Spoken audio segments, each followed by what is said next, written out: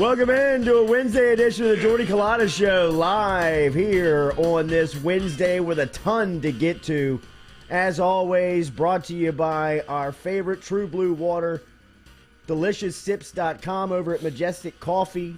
Also, you remember our official Spice, Papa Earls, and all of our phone line guests are brought to you by Metropolitan Health Group. Real doctors, real solutions, and our phone lines are jammed up today. Cody Worsham is going to be here at 7:30. We will talk to Cody from the LSU standpoint, what this last couple of weeks have been like from a football standpoint, getting Brian Kelly in, assistant coaches starting to arrive, basketball team entering the top 25, all types of things to get to with Worsham coming up here at 7:30 this morning, Frank 8 a.m. Wilson.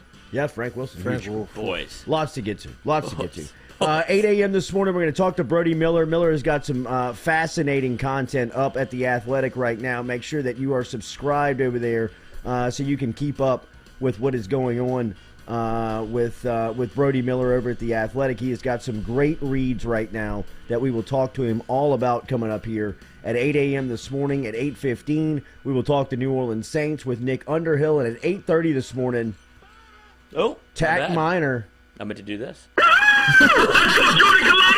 Little Frankie baby, let's go, boys. Frank Wilson, that's right, man.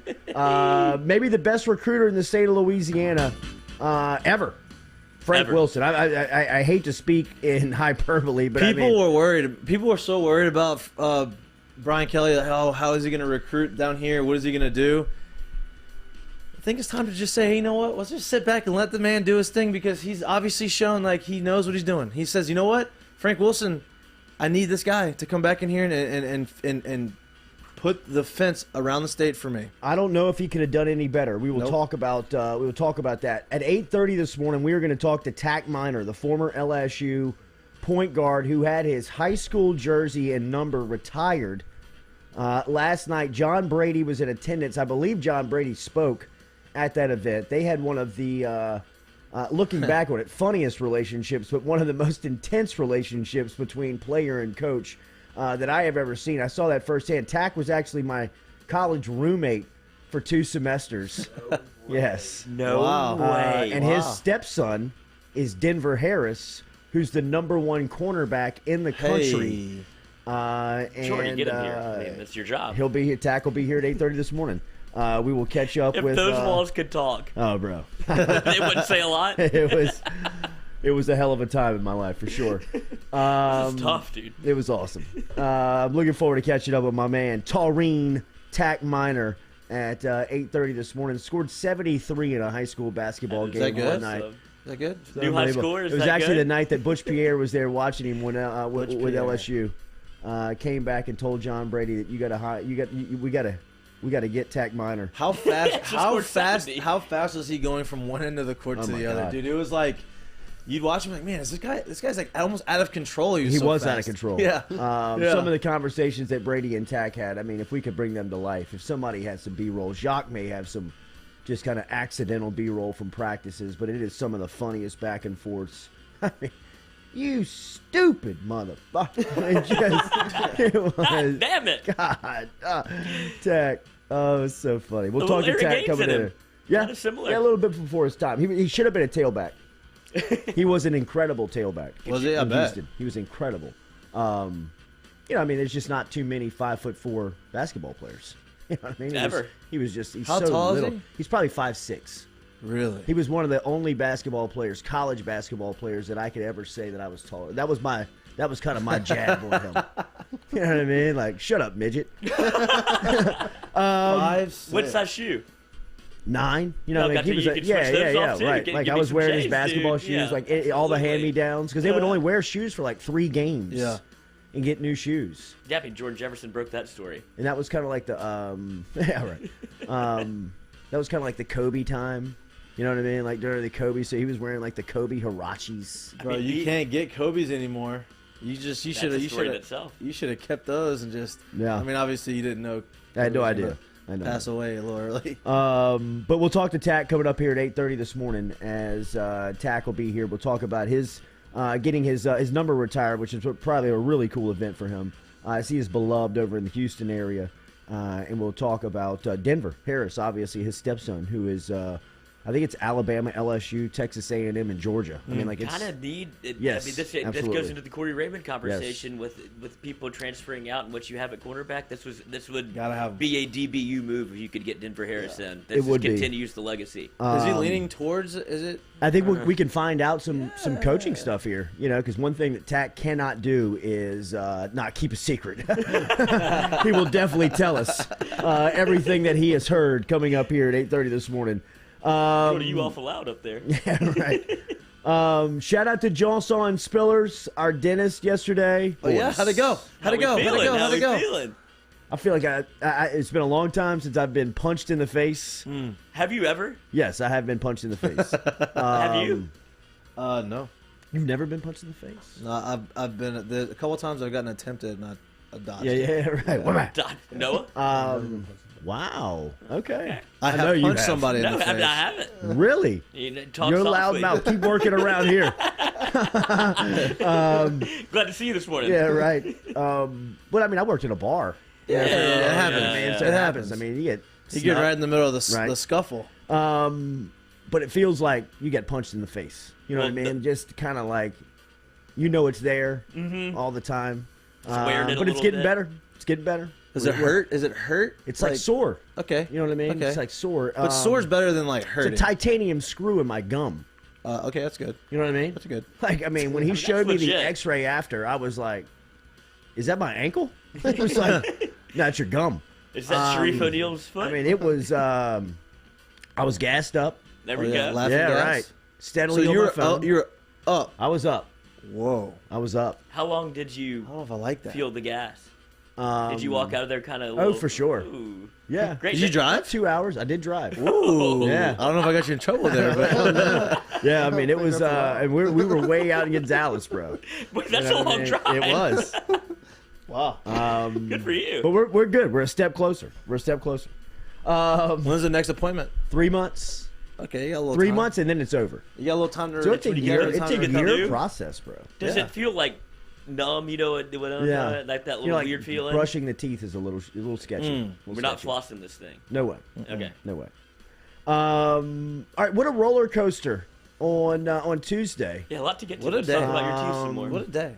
Brian Kelly was being ridiculed going into the day. We asked a question: Are you calm, or are you kind of freaking out with Brian Kelly? And I think the overwhelming, the overwhelming thought was that people were kind of starting to be like, "What's going on?" You know, like are they making any hires? And yesterday, he absolutely crushed Crushed it. his hire, his first hire. He made a couple of hires yesterday that will announce some strength and conditioning guys. But he's bringing over Frank Wilson from McNeese. And if you've been listening to this show through football season, and have kind of gotten some insight on Frank Wilson because he's been here every Tuesday.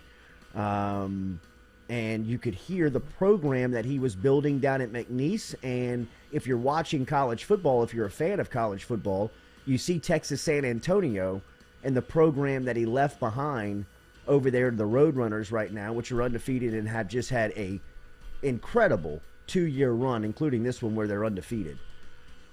Frank Wilson summed up, in my opinion, and I've been covering LSU football and been around college football for the last 12 years, is the best recruiter specifically in the state of Louisiana, or one of the best recruiters in college football that the sport has ever seen. His background is incredible when you just talk about the fertile recruiting ground that is the state of Louisiana. Frank Wilson started as the athletics director, the public school athletics director in the city of New Orleans when he was 26 years old. And he was building relationship with high school coaches, college coaches. Think about that. Think about being the athletics director for the public school system in the city of New Orleans, and how many people want access to you when their job consists of getting football players. Think about how much that relationship means to head coaches in the SEC, University of Miami, Southern Cal, all over the country. Frank Wilson is young on the job learning that. From there, he becomes the head coach at O. Perry Walker and turns O.P. Walker into a machine of a high school football program. He gets recognized by the way that he's coaching, by the way that he's building teams, by the way that the parents trust him in inner city New Orleans. Ed Ogeron makes him and brings him in. He gets hired at Southern Miss for 1 year as the running backs coach, recruiting coordinator. And then Ed Ogeron gets the Ole Miss job in 2003, 2004. I don't remember exactly. And makes him the recruiting coordinator. And if you have never read the book Meat Market, you have got to read that book to learn the mental build of Frank Wilson. That is a young Frank Wilson in the college football game that is bold, arrogant, and cocky about his recruiting. And on the first day of the live period of the recruiting period in 2004, he walks into a coach's office where he's never met and doesn't know a lot of the room, slams his hand down on the desk and said, "We are getting Joe McKnight." The number one player in the country goes to John Curtis out of New Orleans. And if you read the book, and if you know anything about McKnight's story, God rest his soul, rest in peace to Joe McKnight. Joe McKnight wanted to go to Ole Miss. Something happened late in the game where he had to go to USC. You make your mind up. You figure it out. But he is crying to Frank Wilson. Like bawling crying to Frank Wilson. Telling him that I want to come to Ole Miss, but I can't. So by all intents and purposes, he did exactly what he said he was going to do. And since then, Wilson has gone on to Tennessee, back to LSU. We mentioned the Texas San Antonio. McNeese right now as a head coach. And now he's back at LSU with all that experience, all those relationships, all that time now on the sidelines, running his own program, being able to assist Brian Kelly with the states and with the state and the politics of being LSU's head football coach. I don't know how Brian Kelly could have done any better. Couldn't have. In hiring his first on-the-field coach by asking Frank Wilson to step away from a head coaching gig and come back to Louisiana State University in this capacity and landing it. I know that there's a lot more to get to with the news cycle on Tuesday, and we'll talk about all of it. But this is important. But this is the headliner. This is the front page news. This is the biggest story of early of the week here in LSU's football, in LSU football's program, is that Frank Wilson is coming back, and it is on the same day that the starting quarterback puts his name into the transfer portal. It's a huge story. I don't want to downplay that story. But the significance of LSU football moving into the future, the Frank Wilson story trumps that story tenfold. No doubt. If you're wondering, if you're curious, if you want to have a little bit more insight outside of what you just said, just go look at the retweets and go look at all the athletes that are coming out in support of Frank Wilson, Tyrann Mathieu, Leonard Fournette, all these guys that he was there and he was the one that recruited. Like, all these guys are coming out about how much they how love awesome Frank he Wilson. Is this the best move that Brian Kelly could have made in his first move? Yes. I mean, you get rid of Tommy Moffatt, which is ripping off an absolute LSU Band-Aid that you don't really expect to ever happen, but you know that you don't want to see what's underneath it, but you had to rip it off. And then you can come back and get Frank Wilson back to LSU. Like you said, there's a bunch more smoke than anything of all the former players. Leonard Fournette tweeted about it. Like, you have the big dog saying that this is the best move LSU could have made. So that's what I want to ask you. Do you think this is the best thing he could have done outside of hiring Marcus Freeman, offensive defensive coordinator? This seems like a monumental move for recruiting because that's not really his bread and butter. Well, I mean, as far as recruiting goes, there's no way that he could have done any better in the state of Louisiana. When you're talking about what's going on right now, and I think that yesterday there's some stories of some decommitments, right? DeColdis Crawford, 3-star wide receiver from up north in Louisiana, decommits. The number 1 tight end in the country, 4-star tight end Jake Johnson out of Georgia, has decommitted. That's obviously tied to the story of his brother putting his name into the transfer portal, Max Johnson, the starting quarterback at LSU. And like I said, we'll get to all of that. But I think that there was a reevaluation of prospects yesterday. No doubt. And it's easy for the story. And this is the tough part about this process, right? Where you give the opportunity to a guy like DeColdis Crawford to put on social media that he's decommitting from LSU, when behind the scenes there's probably reevaluation going on and redistribution of scholarships. Yep. When you're talking about how they're handing those things out. There's only 25 of them. And this year you do have the capability to bring in 7 transfers from the portal with the NCAA's new rule to kind of help with conditioning to the transfer rule. So LSU's in a nice spot where, obviously the state of Louisiana is overloaded with talent in this process. But the transfer portal is loaded. And the portal right now is overflowing with talent, specifically in a position of need for LSU, like offensive line. So to get somebody like Wilson in and get him on the ground absolutely sprinting towards the finish line next week.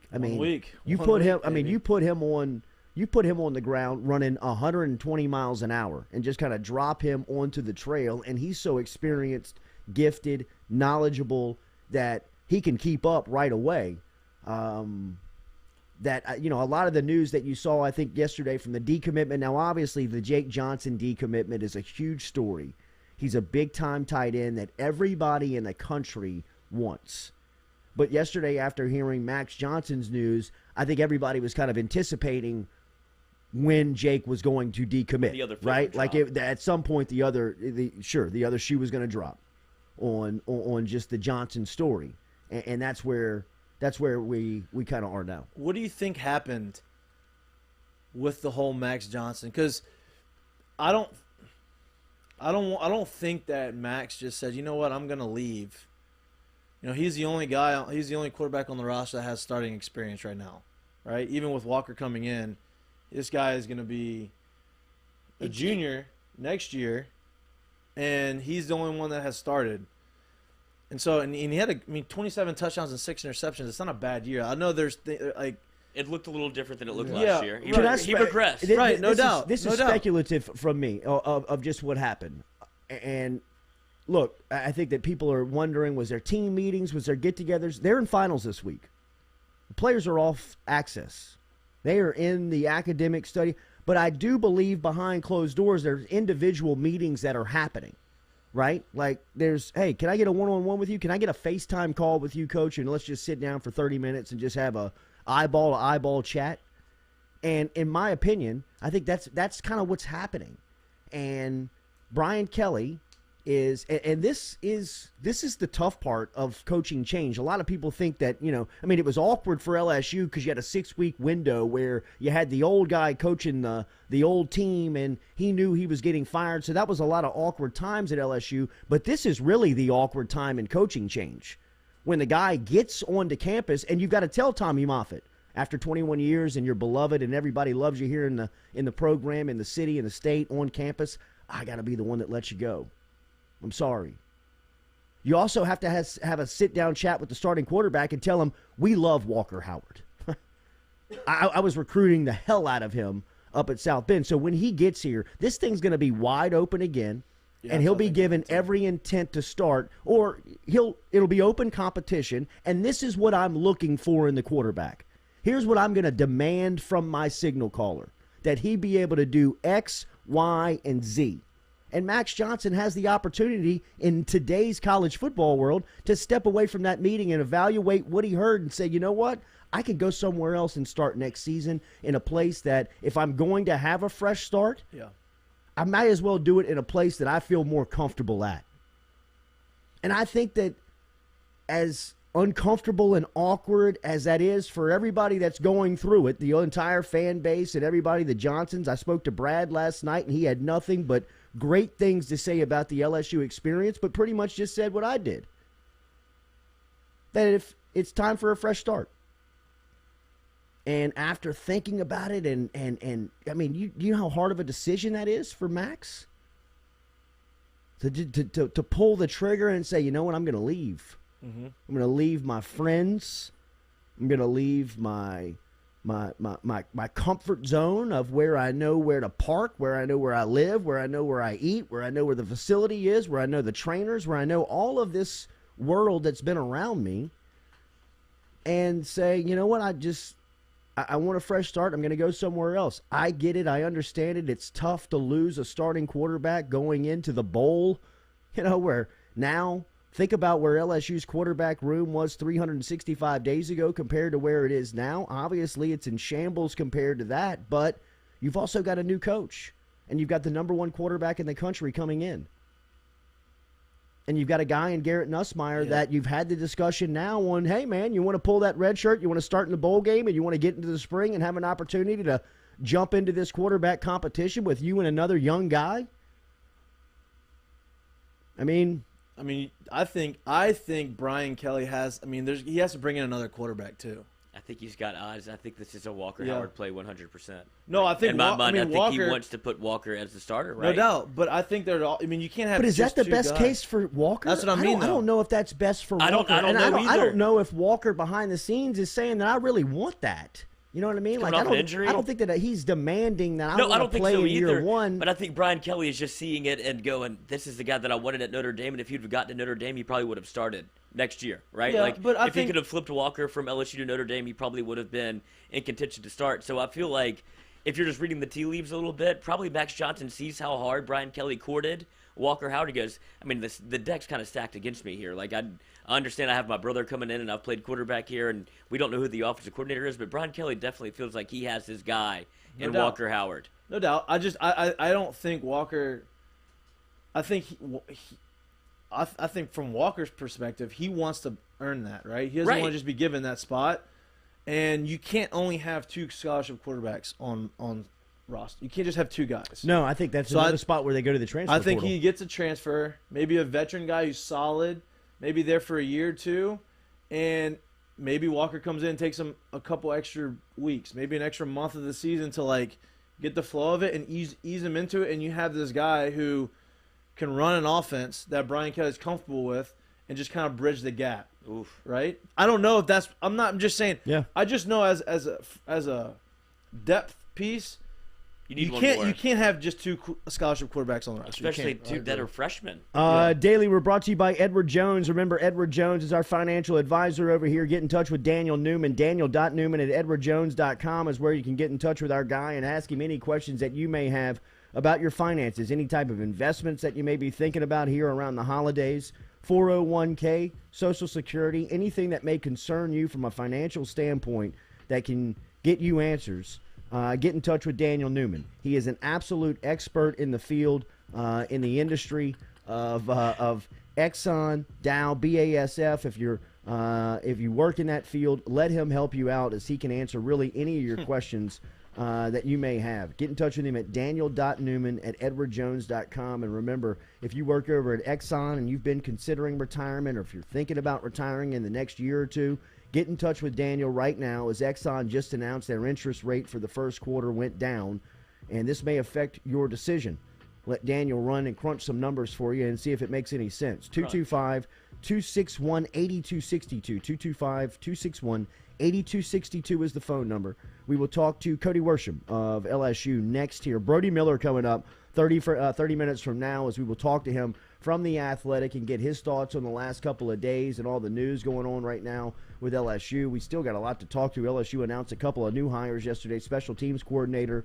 They've also Brody. talked about a strength coach that is going to come in and replace. Who is that? Who's that? Lock the door. Oh, that's the key guy. Hold on a second. I'm coming. Hold on a second. Oh. New DL. Oh, Noodle. Yep. I was confused. I didn't even know who we were looking at. We will come back and talk to Cody Worsham. Next.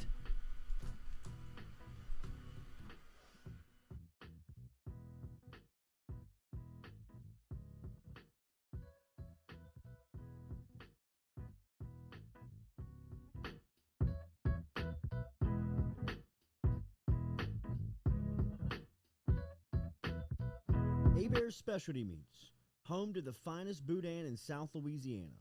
2 spots right here in Baton Rouge and out in Prairieville. Stop in and see them in the Dutchtown Shopping Center on Highway 73 or right here in Baton Rouge on Jefferson Highway.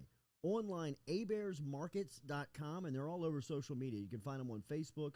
You can find them on Instagram. A-Bears combines perfect seasoning with that authentic Cajun flavor. Find out for yourself.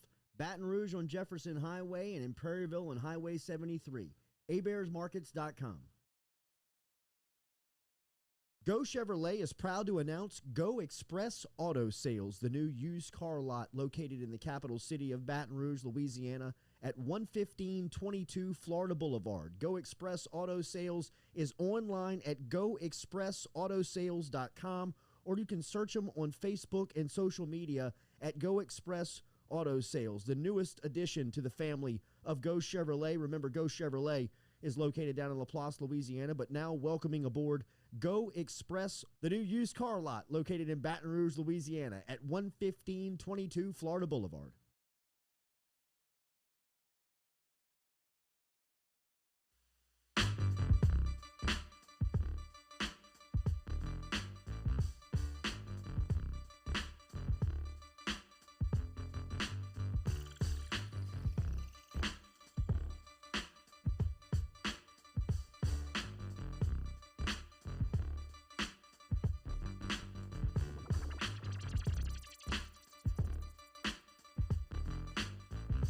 All right, welcome back here to the Jordy Culotta Show. We will talk about Garrett Nussmeier and the possibility of what will happen with him in the bowl game. It's pretty fascinating talk as LSU will square off in the Texas Bowl coming up on January 4th as they'll face Kansas State. We'll talk more about that matchup coming up here inside of the Jordy Culotta Show. It is always great to catch up with a friend of ours, Cody Worsham, who has a ton going on right now. Cody's up at LSU as he is in the strategic communications department. He's also a part of the digital media spot over there. He is the host of Tigers Win, Boot Up, and the Hay Fightin' podcast. If you haven't heard the sit down with Brian Kelly, about 17 minutes with Cody Worsham, it is fascinating to hear that sit down with Brian Kelly. Cody, good morning. How are you, man? Doing great. How are y'all? Doing good. How good is this basketball team, bro? They're really good. They're really good. It's their defensive, obviously, dominance that's been the storyline. They're as good defensively as any team I've seen in college basketball in the last 5 years. I mean, they really can do it all. They have high-level individual defenders. I think Mwani Wilkinson is as good an on-ball defender and off-ball, but on-ball defender as I've seen at LSU. Like, I put him right there with Garrett Temple, locking down J.J. Redick in the Final Four. Obviously, that was a bigger stage. But I think Mwani is that kind of just lockdown defender. And it's going to be fun to watch an SEC play when you play some of these elite teams and they have, a primary scorer. Just put Mwani on him and see what he does. But not only do they have elite individual defenders, and Tari Eason absolutely, as we mentioned there, somebody that could guard multiple positions and get steals and blocks. But their system is just so difficult to play against. When you switch everything, it's a hard system to run. It's why a lot of teams don't run it, because it requires communication. It requires a lot of work and repetition to sort of get the system down, and it requires versatile defenders that can guard 1 through 5. And not a lot of teams can do it. That's why not a lot of teams do it. But the ones that can do it are just so effective. And it's something Will started putting in, I think last year, maybe the year before, but I feel like it was last year that he really started putting that in. And it obviously wasn't as good last year because they didn't have quite the personnel. And he'll be the first to tell you, I'm sure you've heard this talking point before, that their on-ball defense and their half-court defense was fine last year. They just couldn't rebound anything. But now they've cleared that part up too. And so, yeah, they've got some work to do offensively. They're still good offensively. They still got some work to do there. But defensively, they're so good, and that's going to keep you in every single game you play, no matter how good the opponent is. Cody, behind the scenes, from the business standpoint, how much has the buzz been created with the start here 8-0, and then on the other side with Coach Mulkey and that crew getting a top 25 win, her first at LSU last time out versus Iowa State? How much has the interest grown from the business sense up at LSU with the basketball department? Yeah, it's been massive. I mean, record season ticket sales for the women's basketball program, and obviously with men's basketball, I know Will's talked about basketball 365. We've talked about it before, but I remember sitting in those meetings early in the year, and we kind of looked at these games in December when students are off campus and Thanksgiving break, and you still got football going on, and we're kind of sitting there thinking, like, how do we get fans there? How do we keep them there? And what Matt Laborde, the administrator for basketball, always says, our CFO, he says, it's Will's job and the team's job to get them to the game. It's our job to keep them there. Honestly, their success and the way they play is making it a lot easier on us to keep them there, because they see a team that is energetic and aggressive and fun to watch the way they play defense, and so people keep coming back. And it's the same with the women's program. I mean, the win over Iowa State last week is just massive, and the energy was contagious through the television screen. I wasn't there for that game, but my parents were there, and I mean, my parents they've been to every men's and women's game available for the last couple of weeks. Like, it's funny. I grew up in a basketball family, Jordy. You know my dad and both my parents were coaches, and we grew up in a basketball family in a football and baseball town, and the interest was never like this, right? Like, John Brady had some great years, Dale Brown had some great years, but it was always about sustaining it and keeping it going. And it was, the men's team and the women's team being great at the same time. That happened in 2006 when they both made Final Fours, but it was just, there was never that momentum that just kept building up to a swell, and that's what's happening right now. So it's fun to be here while that's happening, and it's only December, so in January, February, March will be really, really fun. From LSU Athletics, Cody Worsham joining us here on the Jordy Culotta Show. At Cody Worsham is where you follow him on Twitter. He had a great sit-down with Brian Kelly right before he was introduced in his press conference a little under a week ago. Since then, he's made some massive hires, including bringing Frank Wilson back to LSU. What's the last week been like around your office when dealing with LSU football? It's been fun. It's been busy, but that's what you want. I think Coach Kelly comes in with a real focus and a real plan. He's done this before, much like Scott kind of said at his press conference, that he's done this before with coaching hires. Brian Kelly's done this before with coming into a program and putting his system into place. To me, that's the biggest thing.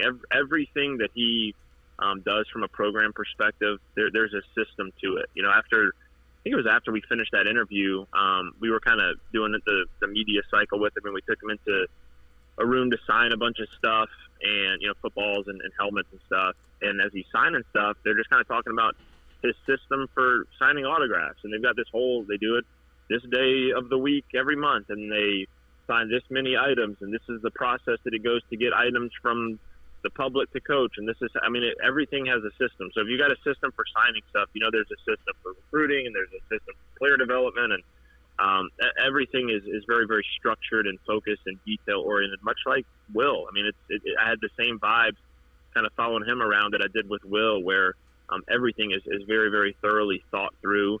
There are no emotional decisions. Everything is very rational and logical. So you take that structure and apply it to the resources that we have here, from whether it's the recruiting landscape, you add a Frank Wilson into the mix.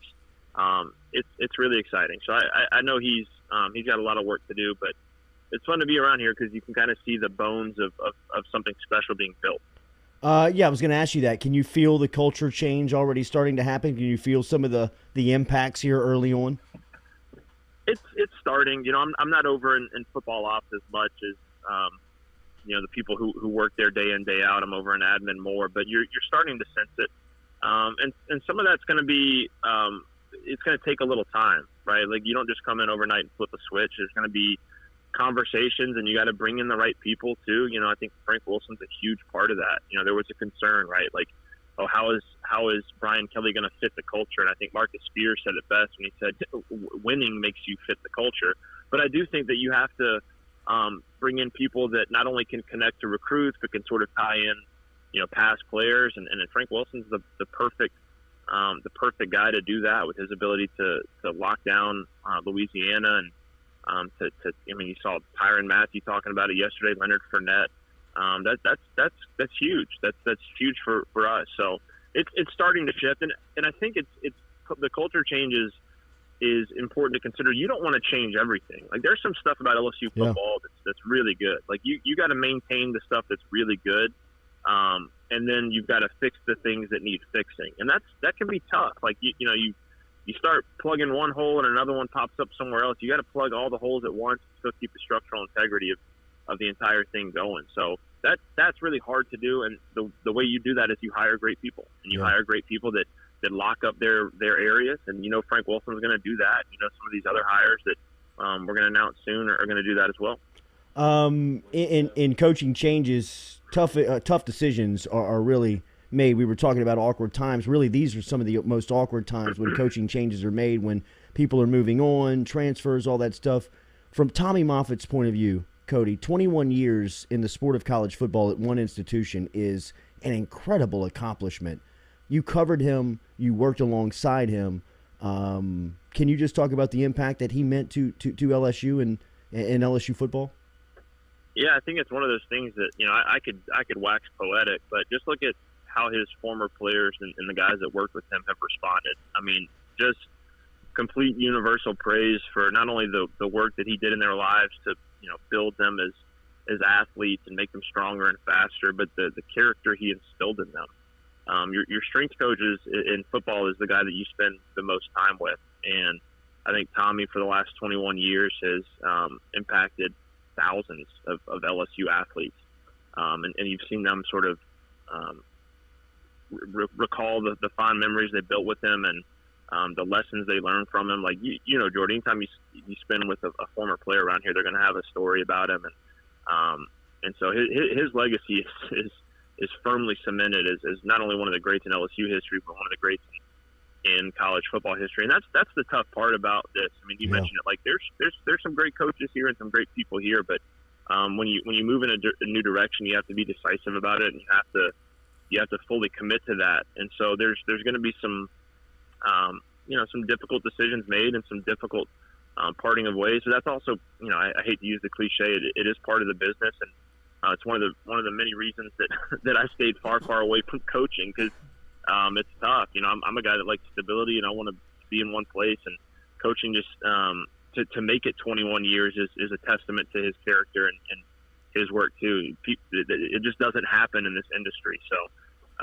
he's an incredible person and incredible coach, and his impact here is very, very secure.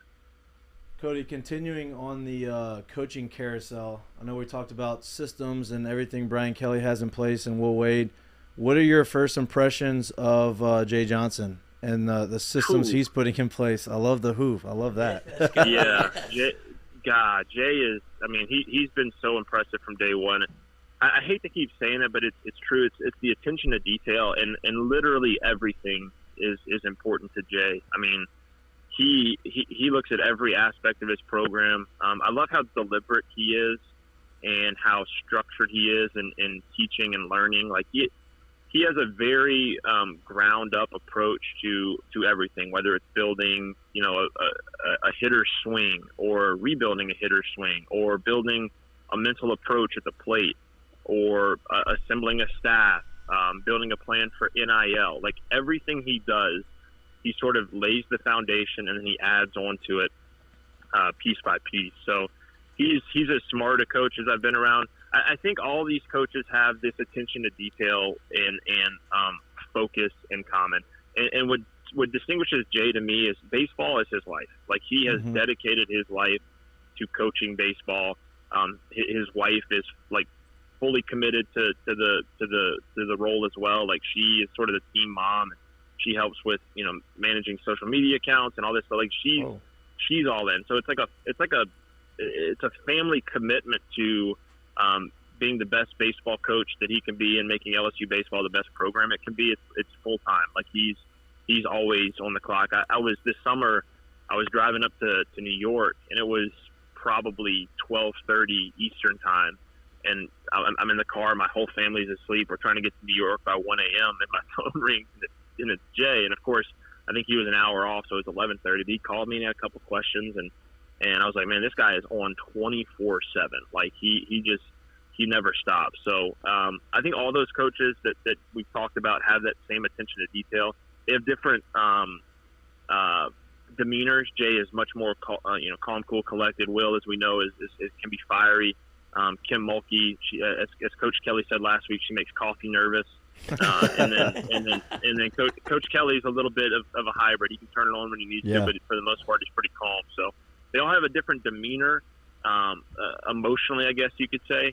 But when it comes to the attention to detail, the thoroughness, the rational approach that they all take to it, they're all on the same page. Dude, he reminds me of Ben Affleck in The Accountant. That's what he's like. He's like a serial killer on the whiteboard. Like, that's all he wants to do is talk ball. Like, he's invested in one thing only.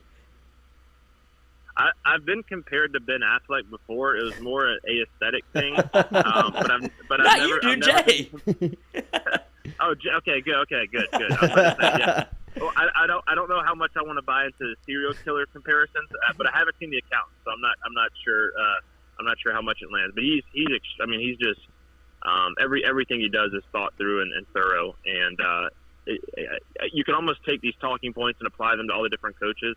But there's so many similarities. And it was interesting. Brian Kelly spoke to all the coaches, including Beth Serena and Sean Hudson and all the other great coaches we have before that first day he was here on Wednesday.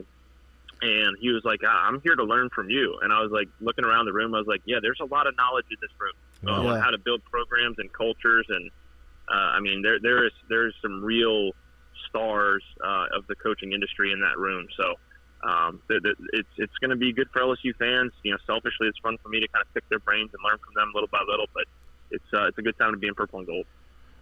I've seen some video clips. Obviously being a former baseball player, what stands out to me a little bit about Jay is the way he communicates to the guys on the team and how he talks to them and how he gets his points across. He doesn't seem like he talks to them as they're demeaning. Yeah, they're lower than him, right? He talks to them like on an equal playing field, almost like a player's coach. Yeah, almost like a professional manager would speak to a player. So I don't know if you've spoken to some of the guys on the team.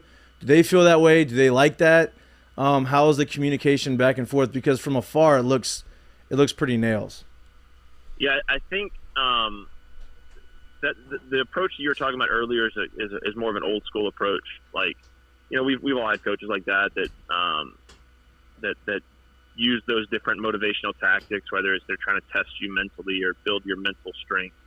I think Jay, first and foremost, like he's going to bring in guys. To me, he's all about development and developing guys for the next level. Because if you do that, you're going to attract elite talent and you're going to win a bunch of games. And so I think he naturally is going to recruit guys and build a roster made up of guys that are business oriented, and they don't need that kind of motivation.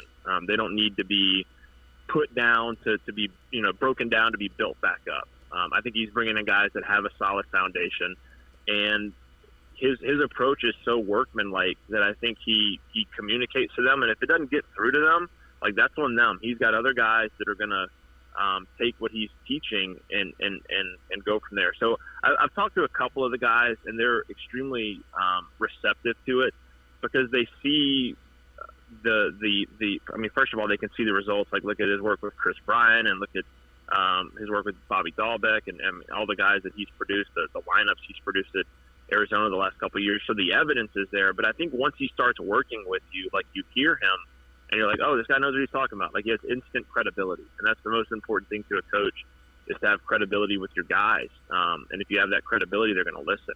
And so I think from day one, the way that he talks, the way that he works, the hours that he puts in, the level of detail that he goes into with each of these guys, the amount of attention he gives them, I think he has instant credibility. And so the guys that want to go to the next level and be stars, like, they're all ears and they're listening. And it's hard to have instant credibility. You do have to put in some work. Jay Johnson is as close as I've seen as somebody that could probably walk into a room with any hitter and just start talking the craft of it with them, and they're going to be bought in. So it's part demeanor, it's part experience and what he brings to the table. But then it's almost innate in a way, but it's also the work that he's put into it. Cody Worsham joining us here on the Jordy Culotta Show. Final one, we'll get you out of here. I can't wait to find out in the book 25 years from now if you were on the inside of the last couple of weeks of the LSU football searching coach process. But from your point of view, you had a much more closer range of view than a lot of the community and a lot of the people that had interest in it. What was it like watching Scott Woodward, Stephanie Remph, and the power structure get this deal done?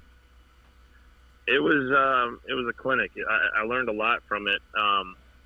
It's funny. I knew as little as anybody with a lot of the intimate details. So whatever book I write one day, there will be some good stories in there. The story of this one will be just how professionally it was done at every level. There was, when you go into a coaching hire, as we've just look at Miami, and it's not to single them out necessarily, but it's happened here before. It's happened in other places. Coaching hires are complicated matters with a lot of stakeholders, and they can get messy really, really quickly. This one was the only mess that there ever was around this one was fabricated mess, like just made up stuff on the outside. Because from day one since Scott got here, he has built and to use the Coach Kelly talking point, but there's a lot of truth to this. Scott has built alignment from day one, and President Tate came in and has built alignment from day one since he got here. And so when you have that unified structure from top to bottom, and you're not letting in outside influence, it can be difficult.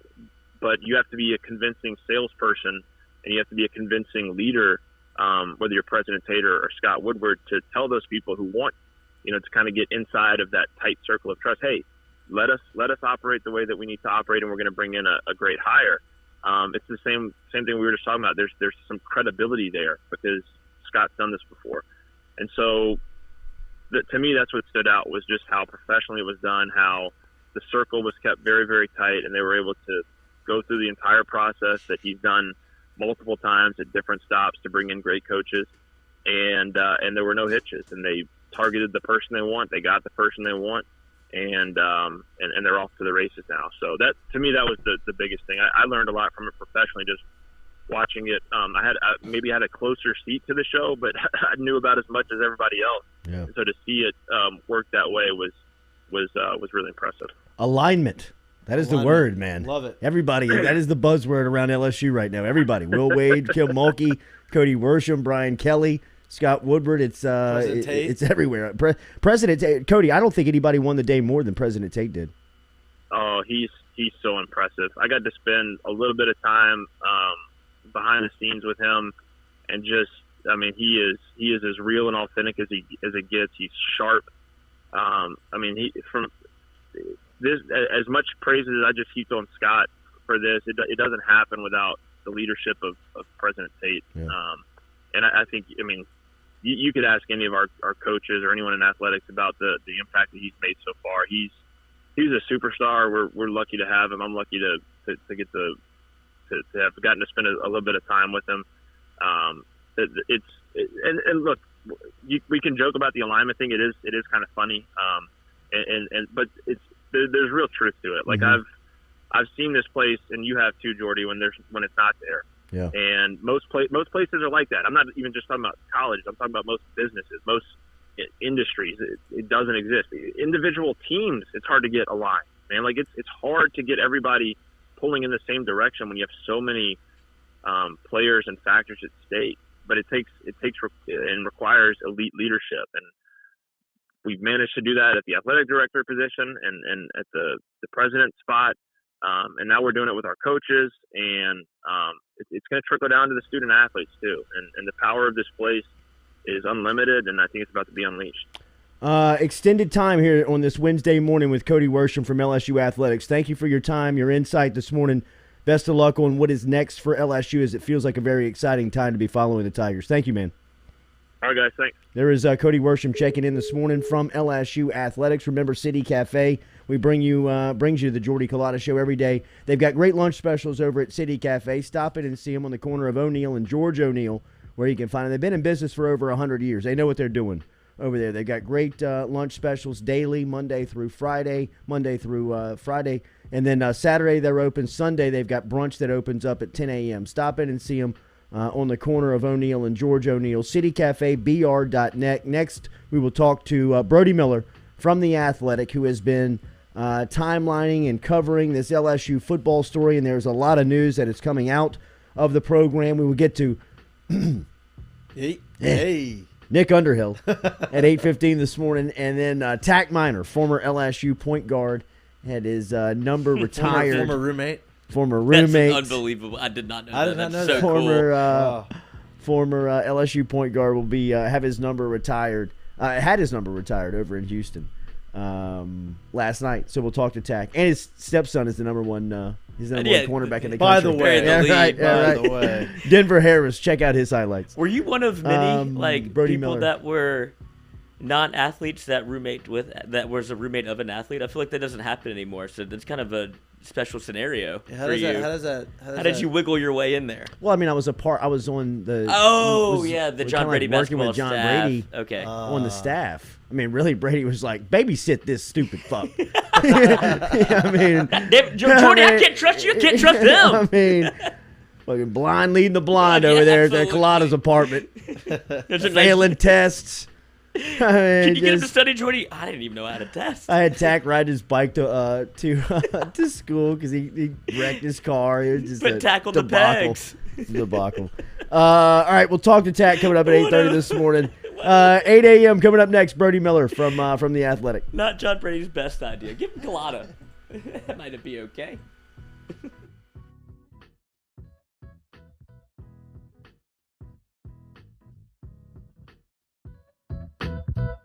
Go Chevrolet is proud to announce Go Express Auto Sales, the new used car lot located in the capital city of Baton Rouge, Louisiana, at 11522 Florida Boulevard. Go Express Auto Sales is online at goexpressautosales.com, or you can search them on Facebook and social media at Go Express Auto Sales, the newest addition to the family of Go Chevrolet. Remember, Go Chevrolet is located down in Laplace, Louisiana, but now welcoming aboard Go Express, the new used car lot located in Baton Rouge, Louisiana at 11522 Florida Boulevard.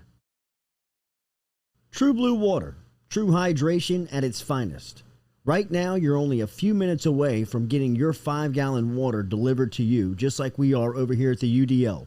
All you got to do is log on to truebluewater.com. That's TRU bluewater.com. The website's fantastic over at truebluewater.com. You can get your service and find out how quick it is. You can schedule a delivery, even hop on the billing system right there at truebluewater.com. TRU bluewater.com.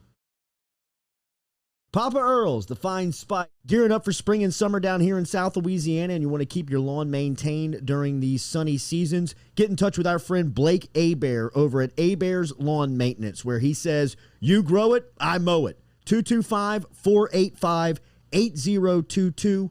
225-485-8022 is where you can find Abear's Lawn and Maintenance, the official lawn and maintenance company of the undisclosed location.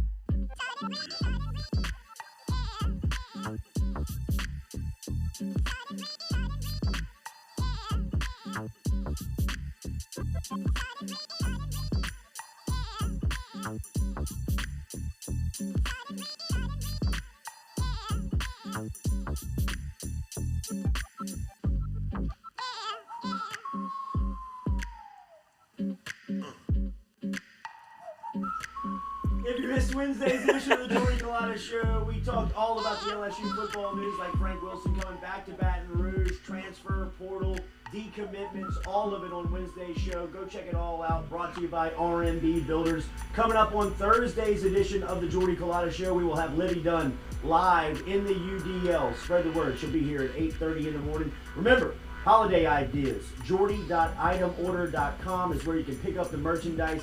Get that. Jordy.itemorder.com. If you missed the show, go back and check it out. All of it brought to you by RMB Builders. We'll be back with you 7 a.m. on Thursday morning. Jordy Culotta Show. Check us out. YouTube, Facebook, and JordyCulottaShow.com. Is he done?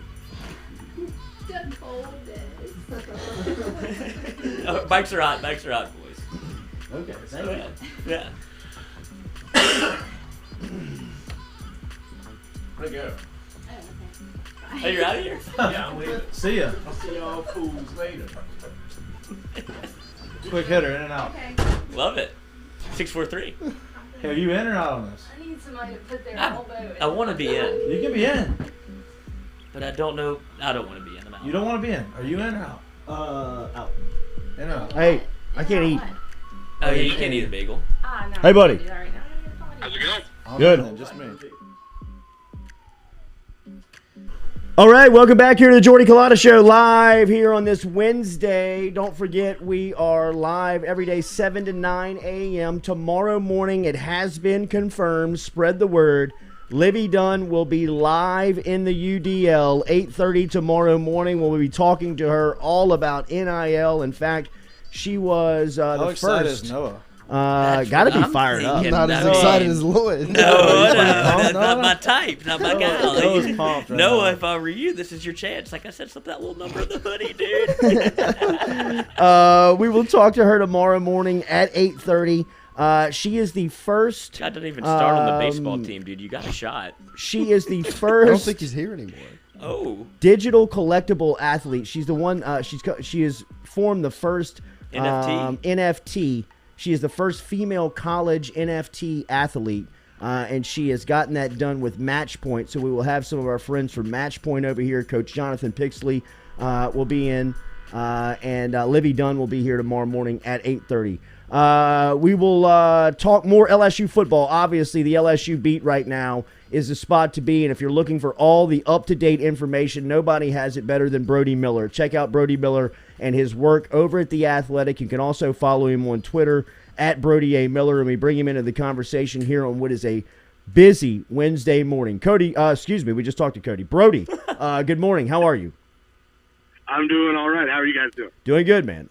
What has been covering LSU football been like for the last week, specifically the last 48 hours? I mean, you know as well as I, like, there's obviously been infinitely more stressful days than yesterday. Like, there are way worse things that have happened. But yesterday was like a weird new one where it was like 9 different things. That was a new thing. It was like every 45 minutes it would be like, all right, new strength coach. Then, okay, Frank Wilson's coming back. Then new strength, like, then 2 transfers at 8 o'clock at night. So that was kind of new. It was a chaotic day, but oh well, man, that's what we signed up for. What is the impact that you think that Frank Wilson can have on the recruiting trail here in just a short time before early signing period next week? Yeah, I think it's huge, you know, and I don't want to pretend it's necessarily going to immediately fix 2022 in 10 days. I don't know, but in the big picture of, and first off, I think it will help, but in the big picture of Brian Kelly's career, I just think it alleviates the greatest concern that everybody understandably had. You know, I think everybody had valid questions about, hey, what is he going to be like as a recruiter? Because, you know, you talked to him at Notre Dame, that wasn't really his lifeblood, you know, and what is he going to be like as a recruiter in the South, let alone? The SEC is just a different world. Well, suddenly you bring in a guy who is, I mean, there are a lot of guys who are, like, known for Louisiana recruiting, but nobody, period, you know, that is known as well as Frank Wilson. And to kind of have him be your associate head coach, or, I mean, let's call it what it is to some extent, your head of recruiting, I mean, that is a huge coup because it just helps alleviate that huge concern. And, yeah, I do think it probably helps him quite a bit with some of these tossed-up Louisiana kids. I'm not going to sit here and predict which ones, but I don't know, whether it be Trevante Citizen or Kendrick Law or so many of these guys, or Quincy Wiggins, yeah, I'm sure it's going to help, but I think it's even more important in the big picture than how Kelly has his guy there that can kind of help that. As far as the timeline is concerned, Brody, or from the one that you may have had in your mind, do you think that Brian Kelly is behind or ahead of building his staff, or where do you see the urgency of putting that staff together?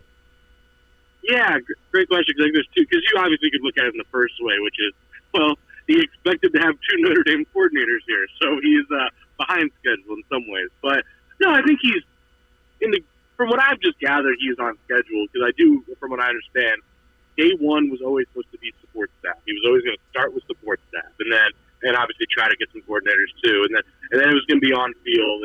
And he also came out saying and he told recruits that my number one focus is our commits. I'm going to focus on our commits, lock them down, then branch out, all those things. So in some ways, I think he's on schedule. Also, I'd note, I think there's some other hires that probably have happened that we just haven't reported yet or we don't know yet. So I don't know if I'd say he's behind schedule. Do I believe he probably in a perfect world would love to have coordinators? Absolutely. Would he love to have a little more figured out? Sure. But I wouldn't say he's necessarily behind schedule. I think he kind of had his schedule in mind, and he's not working on the timeline of everyone else. Is how one person put it to me. As far as LSU and the Max Johnson story yesterday, him entering the transfer portal, do you have any information on maybe the facts behind that decision, or maybe how you get to that decision, and what type of impact does that have on LSU immediately going into the bowl? Yeah, I think there's obviously a accumulation of things there where, one, I just think a lot of people, just realistically speaking, kind of saw writing on the wall that, okay, Garrett Nussmeier's going into year 2, even though I kind of deep down assume Walker Howard might redshirt next year. Walker Howard's a huge talent. And even though Max Johnson's numbers look good, yeah, I think there probably was a writing on the wall that he might not be the long-term guy there. Start there. 2, I think Brian Kelly has probably had some, he is known for having some blunt, honest conversations with people, especially when he takes over a program. I do believe there were conversations there. But 3, I think we'd be naive to ignore the fact that Jay Johnson will have to sign somewhere in about a week. And it would be a lot weirder if he did that, while Max Johnson's there and maybe he commits somewhere else. That would have been even a bigger, crap storm and would have almost been harder for them. So I think there's obviously something to why Max Johnson, because, yeah, I think I was absolutely surprised he is not playing in the bowl game. Yeah, the dude who announced it now is shocking. But I think it has to do with, hey, I'm going to do this so my brother can commit somewhere and I'm going with him. I think that makes it easier for everyone. But I do believe there were probably some conversations that. Any info leaking out, or do you have any information on what the plans will be on Garrett Nussmeier? Do they plan to play him and burn that red shirt? Oh, yeah, sorry. So I reached out to people last night. I haven't heard back yet exactly, so I'm still trying to figure that out. I wouldn't be surprised if they came out and played a walk-on, but the thing I go back to, and Nussmeier, saga was going on in November, everyone kept saying, it's not that the Nussmeiers just want him to redshirt. They were just frustrated that he was earning his redshirt for non-relevant playing time. Right. So, again, I don't want to – this is me now speculating, but just from everything I've always gathered, I don't think they would turn down playing in a bowl game because that is what they'd want. It's 15 bowl practices that's relevant as QB1. It's a chance to play on a big stage. So I still haven't reached out to Doug or anyone like that. I need to kind of confirm that, but I would assume he wants to play. At the same time, man, I think there's going to be a lot of players out for this bowl. It's going to be a weird stretch. I mean, it wouldn't shock me if they're going out there with a walk-on or John Trey Kirkland. Wow. That's what I was going to ask. How fired up is John Trey Kirkland right now, dude? He's got a chance, and there's a little window for him to do it, dude. They do really like Taylor Falk. I know that. So I won't rule out the walk-on has the spot over him. And every time this happens, we hope it's John Trey Kirkland. We're like, we got to see it eventually. It is a lame duck interim coach bowl game, man. Let the freak flag fly. Have fun with it. Over-under on snaps for John Trey in the bowl game. How many snaps? Quarterback. Quarterback? Yeah.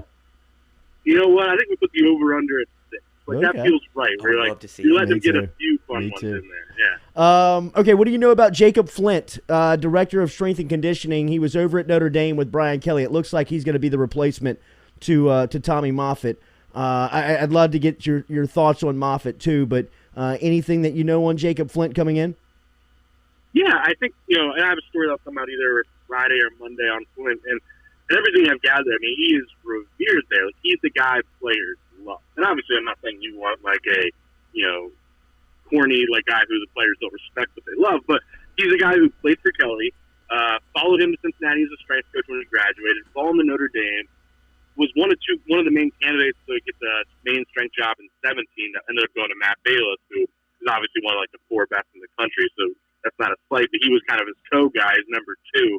And the thing with that I've gathered is just he's the guy who, okay, when players couldn't talk to Kelly or Bayless, they go to Flint. When guys needed the extra workout, they go to Flint. And he's a guy who, one person pointed out, one of his strengths is that he's learned from many different schools. He spent a lot of time under Paul Longo, who's more that, I don't know, kind of Iowa school strength and conditioning, big, strong. And now he spent a lot of time under Bayless, which is much more modernized data, different body types, all that. So he has that expertise. And he's a guy who's been training for this for a long time.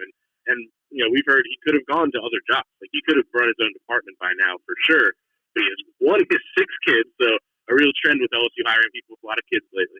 But 2, yeah, he wasn't in a rush to take something that wasn't like where he wants to be. And I think LSU, 1, that, and 2, following Kelly was kind of a perfect rhythm, because I think he does have a very long-standing relationship with Kelly that, not everyone always has. I mean, other than Mike Elston, I'm pretty sure he's the longest tenured guy with Kelly. Now he is the longest tenured. So I'm not going to sit here, strength coach, as you know, is the hardest one to really pretend we know what we're talking about, good and bad. But it does seem like a hire that checks a lot of boxes, mainly because Kelly is a distant, I don't mean this as an insult, he is a distant CEO. Like, he is a guy who operates from a distance, from the bird's eye view, and kind of lets people run things, and he oversees it all. And so having a guy who is such a good players coach in Flint, I think, is really important for him. And with Moffatt, yeah.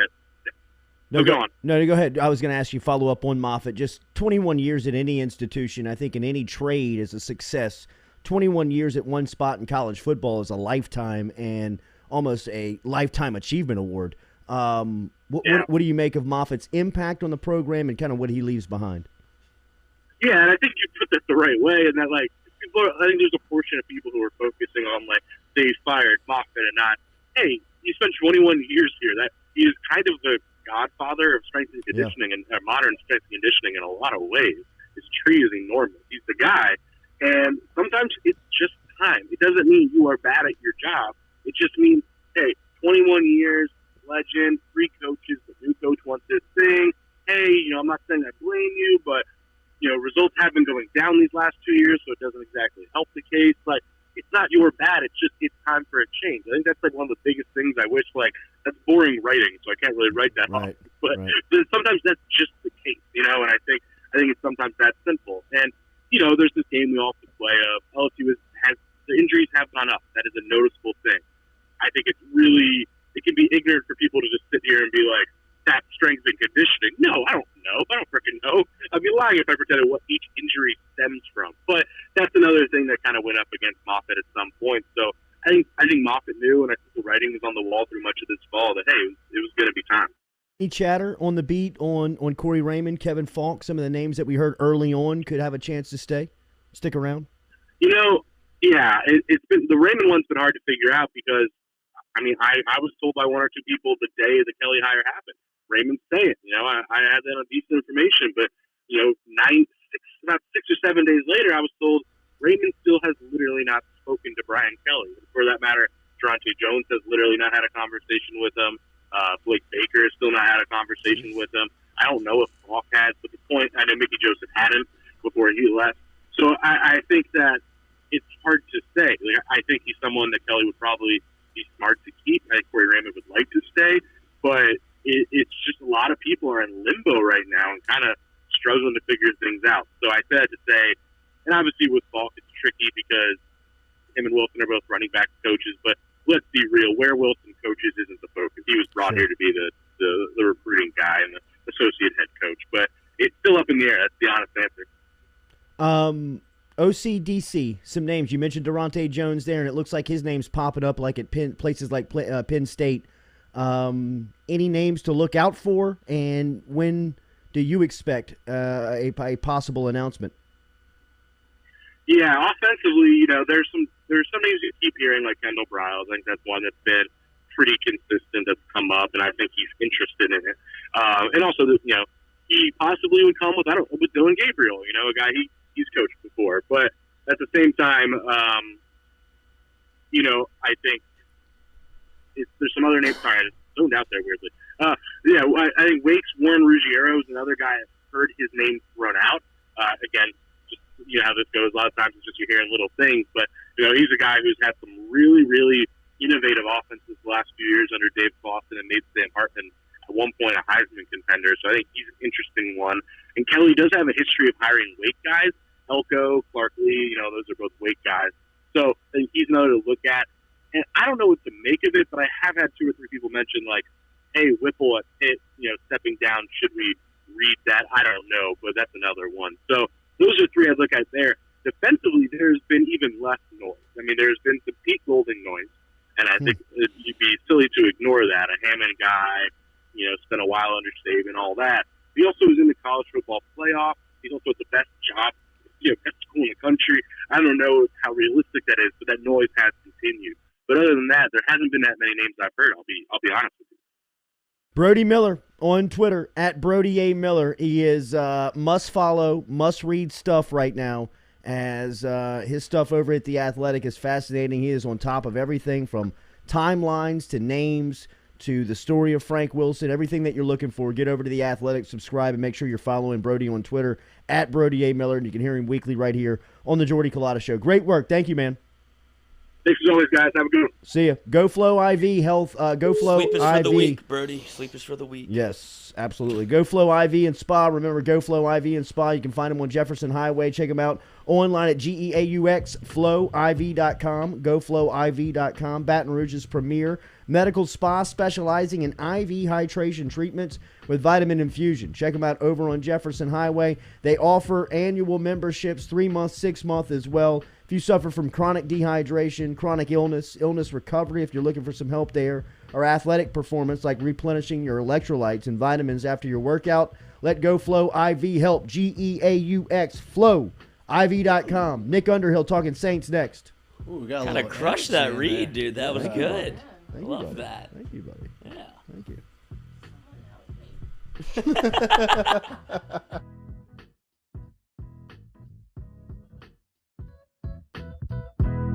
Papa Earl's, the fine spice, originating right down here in South Louisiana by our guy Mark Pop Norman. Developed it back in 2018 and won Amazon's Newcomer of the Year in 2019.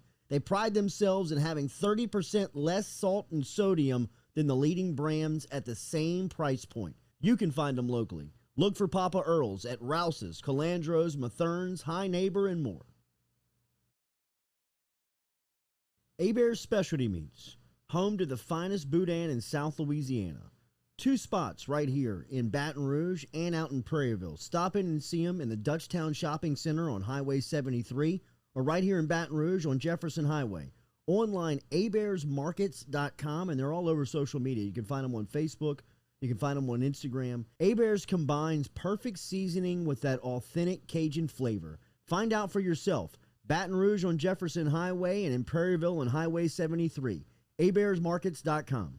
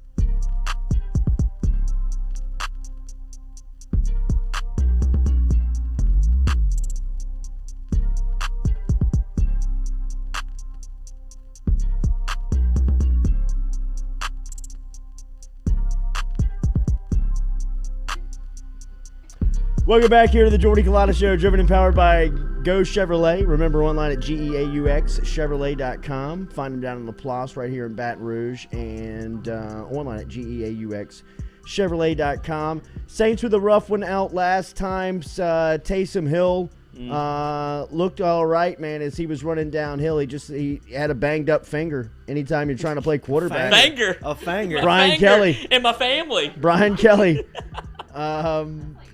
But it was something was going on, man, with Taysom Hill, and obviously the story of the season for the Saints. Sound like Aaron Rodgers. Injuries. It was my knee.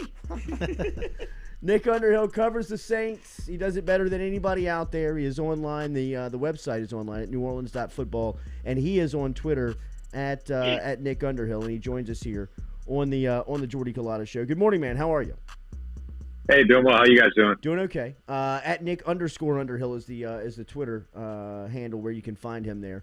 Tough to see Taysom go down, man, but this seems like this has kind of been the story of the season for New Orleans. Is I cannot remember a year where they have just played so unhealthy. They have just not been. They just can't get right. Yeah, it's kind of crazy right now. It just feels like something new happens every day too. This week, Deontay Harris gets suspended. Cam Jordan catches COVID. He's probably out for the first game in his career this weekend. He probably won't play for the very first time. And it's like you said, man, it just keeps coming and coming, and it's a little bit unbelievable. I mean, their defensive ends this week are going to be Carl Granderson and Jalen Holmes if nobody comes back from injury.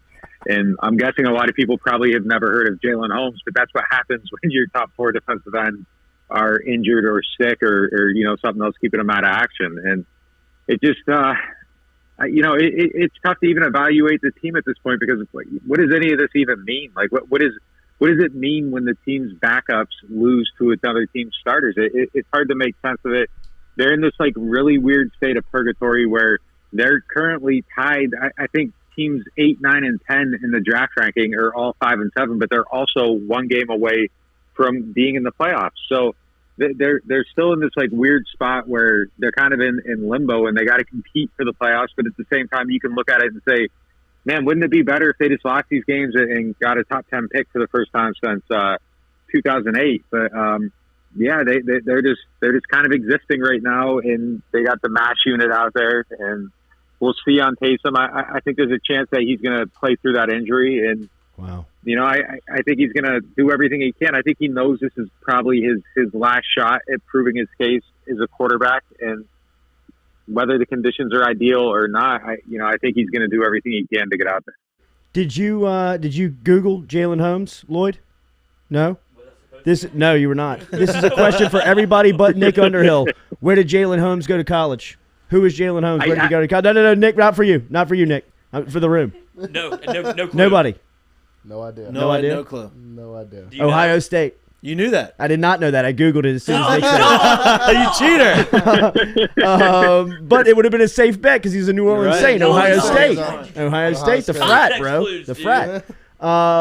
It is incredible, though, Nick. I mean, when everybody kind of is pointing to Moffatt down here. Moffat's on his way up. Tommy Moffatt was terminated by Brian Kelly earlier this week, and he's being replaced by Jacob Flint, who he was up at Notre Dame with. But the last couple of years, people have been asking about the strength and coordinating position, because LSU has been dealing with a rash of injuries, so many per year. Is there something that the inner power structure is looking at on why they're so beat up right now? I think that's kind of a weak excuse when people blame the strength and conditioning guy. I don't think there's a lot that they can do. They can train people. I think anybody that's in one of these jobs doing those running those programs is up on how things work. The Saints, they track everything. Even everybody has tracers on. They study how many steps people should take, and there's a red zone for when they're doing too much and they're putting themselves at risk for soft tissue injuries. And every program in the world is studying this stuff. And, I think at some point somebody gets scapegoated, and that's just kind of how it goes. But, I think the Saints are looking at everything at this point. And, I just don't think that there's a easy answer there. And, one of the things they do is that they draft freaks, the guys that are bigger, stronger, faster than everybody else. They love those prototypes. I think that there might be something, and look, this is just me guessing, and this might be a really idiotic thing to say, but I think there's something to, maybe the fact that these guys that are a little bit beyond what we see other humans at, I think that there's probably a little bit of a predisposition for injury with some of them. Like a guy like Teron Armstead is, bigger, faster than any offensive tackle really should be, that you don't see other people like him. Marcus Davenport's got the same build. Peyton Turner's got the same build. They're all injured. They're all battling things.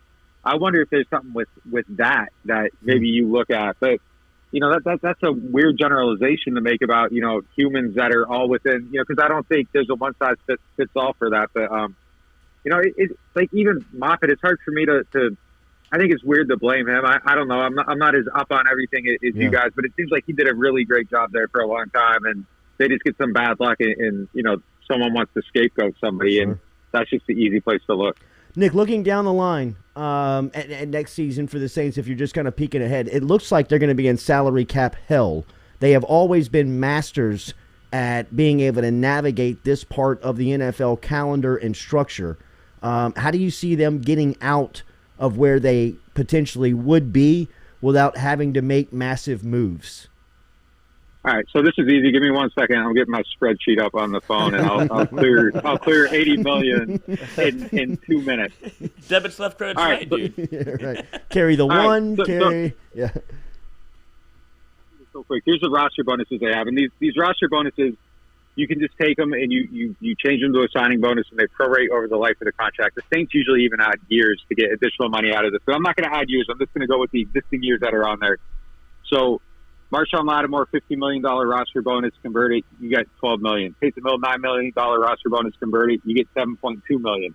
Ryan Ramczyk, $8.5 million roster bonus converted, $6.8 million. Alvin Kamara, $6 million roster bonus converted, $4.5 million. We got $30.5 million there. There's $60 million over, so we're halfway there. Now we'll go to the base salary. Same thing. Just convert them to a signing bonus over the life of the contract, prorate. Same deal. Mike Thomas, 15.35. We got 10.2 more. Cam Jordan, 13.6 million. There's another 9.1 million saved. Andrews Pete, 10.85. We're down to 7.2 million savings on him. Ramczyk, 10.5 million. Converted, 8.4 million savings on him. Lattimore, 9.1 million. Converted, 7.3 million savings. Roby, 9.5 million. Converted, 7.1 million savings. Demario Davis, 7.5 million. Converted, 5 million savings. Wow. David Onyemata, 7.5 million. Converted, 3.8 million. 58.1 million more in savings right there. So overall, we're 20 million under the cap, but we aren't even touching things like cutting Roby would save more space. Converting Marcus Davenport's 5-year option, what they've done the last couple of years would create another $5 million. So we can get $30-40 million easy without even cutting a player. So, if we're doing that math, the Saints can do that math and get there. So they aren't in trouble at all. I think they're set up to be in a good position to reload, to have the money needed to do it. So, people talking about cap hell haven't actually done the math, because the math is laid out. It's simple, and there's an easy way to get there. Sheesh. I feel like I'm back in the dentist chair. All of those guys that you mentioned, the Saints wrote those contracts. Do they give themselves the outs on this? That they allow themselves the structure to kind of get to this? Like you just rattled that off very easily. They were also the authors of those contracts. Do they script them like that? Yeah, no, it's definitely set up. There's a pathway there, and they've been doing it for 6-7 years, kind of in the same manner. And look, it's not the greatest way to manage the cap. Like, you're looking at Cam Jordan's contract, and you got to do something with it. And when you do something with it, that means when you try to part ways with them in the future, you're going to be, you got to pay a fee. There's a dead money fee, and that's not ideal with an aging player, but. It's just kind of, if you got 3 credit cards and you just keep charging them off every month and you carry the balance, and, you kind of know when the due date's due, so you can charge it off to another card. So when it reports to the credit agency, you're not going to take that credit score hit. That's kind of how they're living. And it's a hard way to live. You got to be really organized. You got to be willing to endure some really uncomfortable situations and just kind of find a way to survive. But that's what they do. And it is set up like that. They got their system. They know what they got to do. And look, like when they sign Lattimore to a contract, they give him the year 2 roster bonus instead, and he's got to wait a little bit to get his money, but he gets his money. And instead of doing a signing bonus where it counts right away, but yeah, it's step 2. all right, next year we got this roster bonus, we're going to convert it. So now we got to pay this guy this much, but it doesn't count right now. It's just kind of taking money down the line, and it's a system that they've kind of perfected, and they used to take a lot of heat for it, but you see a lot of different teams using their methods now, and they didn't necessarily create a lot of the stuff they're doing, but they've created a system and how to use it and how to maximize their cap dollars. And you do see some of the stuff they're doing taking hold across the rest of the league. Do you think that the NFL will take notice? Obviously, I mean, this is not, I wouldn't even say this is from a biased perspective, that the Saints kind of are on the NFL's radar for whenever they want to do kind of something different, like you saw how they did with Bountygate and what they did with some COVID things. Whenever you look at the Saints manipulating the cap the way that they are, do you think that they're eventually going, like the NFL is going to look at the Saints and make an example of them and like, look, this is not the way that it's supposed to work? Because they're absolutely just pretending like the cap doesn't exist and just keep kicking the can down the road. Yeah, I mean, they're existing within, the rules of the CBA, and, some of the stuff they do, I think it would probably be more NFLPA than NFL, because, they did create this thing where they, for a while, they were doing like contract de-escalators, where like if a player didn't hit a certain threshold in terms of performance, they would lose money in their contract. And those are the things that I think that maybe would catch somebody's attention, and they would have to, maybe try to change it in the next CBA. But that would be more of an NFLPA thing, and the NFLPA doesn't really have any teeth. I mean, they lose like every negotiation. It's not like, the baseball players where they kind of really have like actual power. Like the NFL players, they don't win a lot of the stuff that they fight over. And I think those would probably be, maybe more minor things down the line. And it'd just probably be more easier to address with a player agent and say, hey, like, don't do this. This is setting a bad example. Don't agree to a contract with this. But, for some players, I think that made sense. Like they would get a higher guarantee. Okay, you want that $6 million? Well, we were offering you 4.5. We'll give you the 6, but you got to hit these thresholds, and if you don't, your salary decreases. I think it made sense for some specific players, but those kind of went away pretty quickly after they started doing them. So I would guess that somewhere somebody was looking at that and saying, hey, this set a bad precedent. But overall, they operate within the confines of what's allowed. And like I said, a lot of other teams are starting to do it. And, it's just a method of cap management. And, I think for the league, too, like a team like the Saints gets good ratings and everything. Like, it's probably better for them to stay competitive and be interesting, because they are kind of like one of those teams with national interest. They put them on Thanksgiving every year. So I don't see them coming after them for any of the stuff they're doing. Do the Saints know who they are right now? It feels like they don't really know what direction they're going. They got, like you said, a lot of money tied up in the cap. Are they in win now mode like they were, or do they at some point do you see them go in a different direction and start rebuilding? Immediately, I mean, I think they're still in the win now mode. I don't think that they're going to pack it in until there's a reason to pack it in, as long as they're alive. And it's a good question. On one hand, I don't feel like they're that far off. Like we look at the beginning of the season and we can just see, what they were doing. They were 5-2. They beat Green Bay. They beat Tampa Bay. They beat New England. These are like the teams that you're looking at and probably have like the best shot at making the Super Bowl right now. And they were playing pretty well then. I'm not going to like overhype it. There were issues with the offense. We talked, on here a couple times about how they were kind of, white knuckling their way to these victories, and something had to give. They had to find a better way to live on offense. But they were good enough to beat those teams. And you look at that team, it's that 5-2 benchmark. It's kind of like add a couple of receivers and off they go, and they'll be in good shape. And I think that reality is still kind of there a little bit. I think there's a possibility that maybe Tron Armstead isn't back next year, so there's a hole there. They got to find the quarterback. Who knows what's going on with Mike Thomas? So, I mean, there's significant answers or questions to answer on offense. Defensively, I think they're still in good shape, and I think next year that they should still be, one of the stronger units in the league. Marcus Williams is a question they got to answer. So I think if they had a good draft, they clear that cap space, they go into the offseason, $20-30 million to spend. I think they can reload around the structure they have it and be right back at it. And I think that they still will be trying to win, right now. There's good pillar pieces on the team. Ramczyk, Alvin Kamara, defensively, you got a bunch of good players. I think the offensive line could be bolstered a little more. So, I mean, there are a handful of things that they got to do that are really important. But with a good offseason, like I said, I think they can be right back in it next year and be a playoff team. I mean, 9 wins is what gets it done. I don't think they're that far off from being a 9-win team. New Orleans.football. Get that Saints fan in your life, that subscription for Christmas. It'll be a great gift idea where you can get all the inside information. They can get all the inside information that they're looking for on the New Orleans Saints. It is authored and published by Nick Underhill. He's also got a podcast and a YouTube channel that you must subscribe to. And he's here every Wednesday on the Jordy Culotta Show. Thank you as always, man.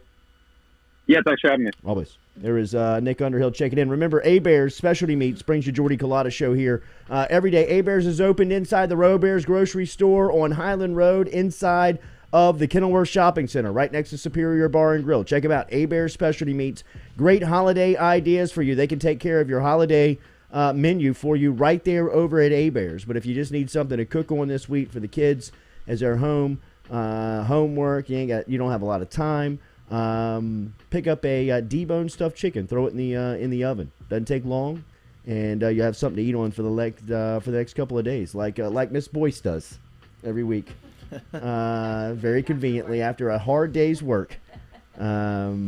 She picks up her deboned stuffed chicken over at A-Bears, slaves over it inside the kitchen. What are we talking about? And Juliet Boyce. So inside jokes. I don't even get it. We've been talking about this Yeah, we've been talking for a while. a month or so. I was just wondering. Miss Dressed, Miss Best Dressed. Yeah.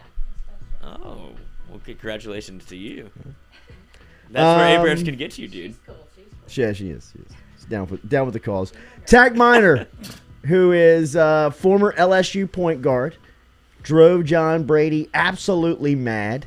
Had his number retired in high school hoops over in Houston over the weekend, and is going to stop by next. His son is actually the number one cornerback in the country as well, Denver Harris. So we'll talk to him about where he's going and see if we can't get some inside scoop on the conversations with the LSU staff. All coming up next here on the Jordy Culotta Show. Make him commit.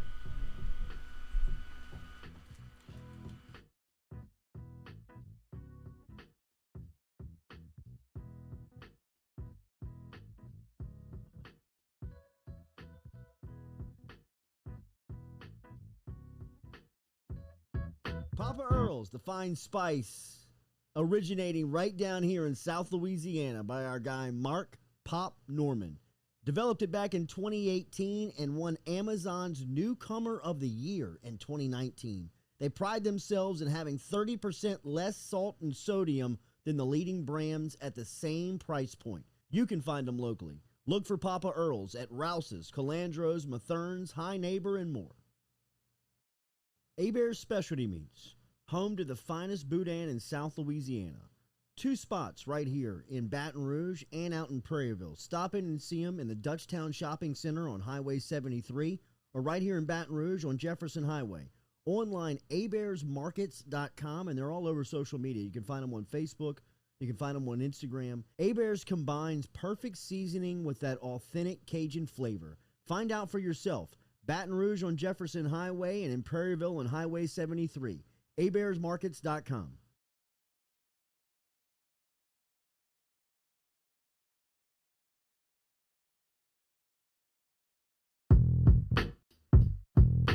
Seven, 6, 5, 4, 3, 2, 1. You'll never have the sacred stone. Oh, this you crazy mother.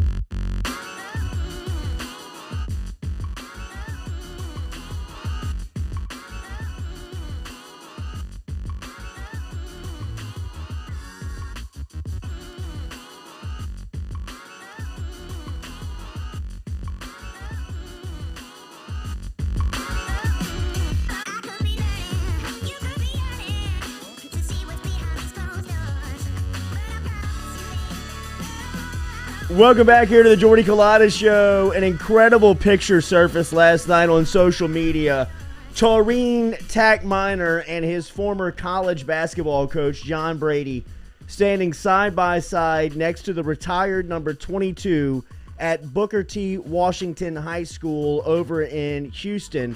One of the big high schools over there where Tack Minor was an absolute superstar both on the football field and the basketball floor. The night that Butch Pierre went and saw Tack play, he scored 73 points while staring at Butch Pierre the entire time, running up and down the court, telling him, "You better tell John Brady to give me that scholarship." Offer me. John Brady offered him the scholarship, and Tack Minor had a great career at LSU. It was awesome to be alongside. He was also my roommate for a year. Good morning, you little fucker. How are you? Hey, what's up, fucker? What's up, Jordy? It's good to talk That's to my brother, you, man. Jordy, my my brother, man. Dude, congratulations to you, man. That was a great picture of you and Coach Brady last night. How cool was last night for you? Hey, you know what? It was a weight lifted out. I ain't gonna even lie to you. It was past due. Yep.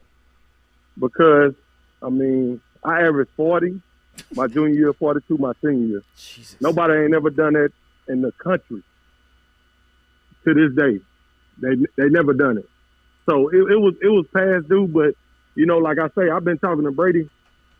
I saw Brady, I think, on a visit. We chopped it up, we talked, and you know, the stuff, and I realized the stuff that he was telling me, I hate now. like what I was doing. Right. I hate it. Uh-huh. You know what I'm saying? I realized it. Like yesterday, we was looking at the game, and he was looking at a couple of players that he really, really liked. And I was mad. I was like, pass the ball. Then he looked at me, he's like, little fucker, that's what I've been telling you all the time. Yeah, I've been telling you that. I was like, yeah, you right, man. You right. But nah, man, man, it was wonderful, man. I had a lot of friends, man. I ain't seen in like 15, 18 years. Yeah. My wife was there, my sisters, my brother. Oh, man. I mean, we had a blast, man. And Coach Brady, man, we talked all night. I love that. Just catching up on stuff. But, you know, me and Brady, we so competitive that, you know, two competitive people in one little instant, I mean, it can get heated at times, but at the end of the day, I never had nothing against John Brady. That was my guy. Well, I think that's what I came here from. The best part about those battles back and forth back in the day, because I was there and watching them, was that y'all would always hug and make up. It was always it was always. That's what people ain't never see. See, they saw the in the camera like, damn, it's heated. Yeah. But they ain't see behind the scenes that, I mean, we was tight. Yeah, y'all were. Take me back to high school for you, Tack, because I don't think a lot of people know that you were an all-state football player in the state of Texas as well. You were an incredible tailback. What was that decision like for you? What was that time in your life like for you when you were deciding between football and basketball? And then kind of moreover, how does that help you in fatherhood now where you have a son who is one of the top players at his sport? Man, I'm going to tell you, this how it happened, Jordan. I'm going to be honest with you. I was playing football. I was one of the top. It was Joseph Adai was a bad man. He was in Houston, and he was a grade ahead of me, but, I mean, he was killing it. But I was right behind him. Right. And I was one of the top, at the time, like, sophomores in football in the state. But what made me change is I separated my shoulder. And, I never felt no pain like that before. And my mom was like, you okay, baby? I was like, man, Mama, my arm hurts. She was like, oh, baby, he's going to be okay. I say, Mom, I'm done. I say, Mom, I'm done. She was like, what you mean? What you mean you done? She was like, what you mean you done? I say, man, I'm done playing football. She was like, then what you going to play? I say, I'm going to play basketball. She was like, so you think you going to be better than in basketball than football? Like, Mama, I'm better in football, but I'm pretty good in basketball. She was like, okay, well, I mean, if you want to do it, go ahead. So she came to a couple of my games. She was like, damn, you're pretty good. You're really good. So, I mean, I started playing, but like I say, I've been playing since I was 1 and 2 years old. Yeah. And my brother and them used to push me around, bully me, football and basketball. Never let me play with them because I embarrassed them. And they just never let me play with them.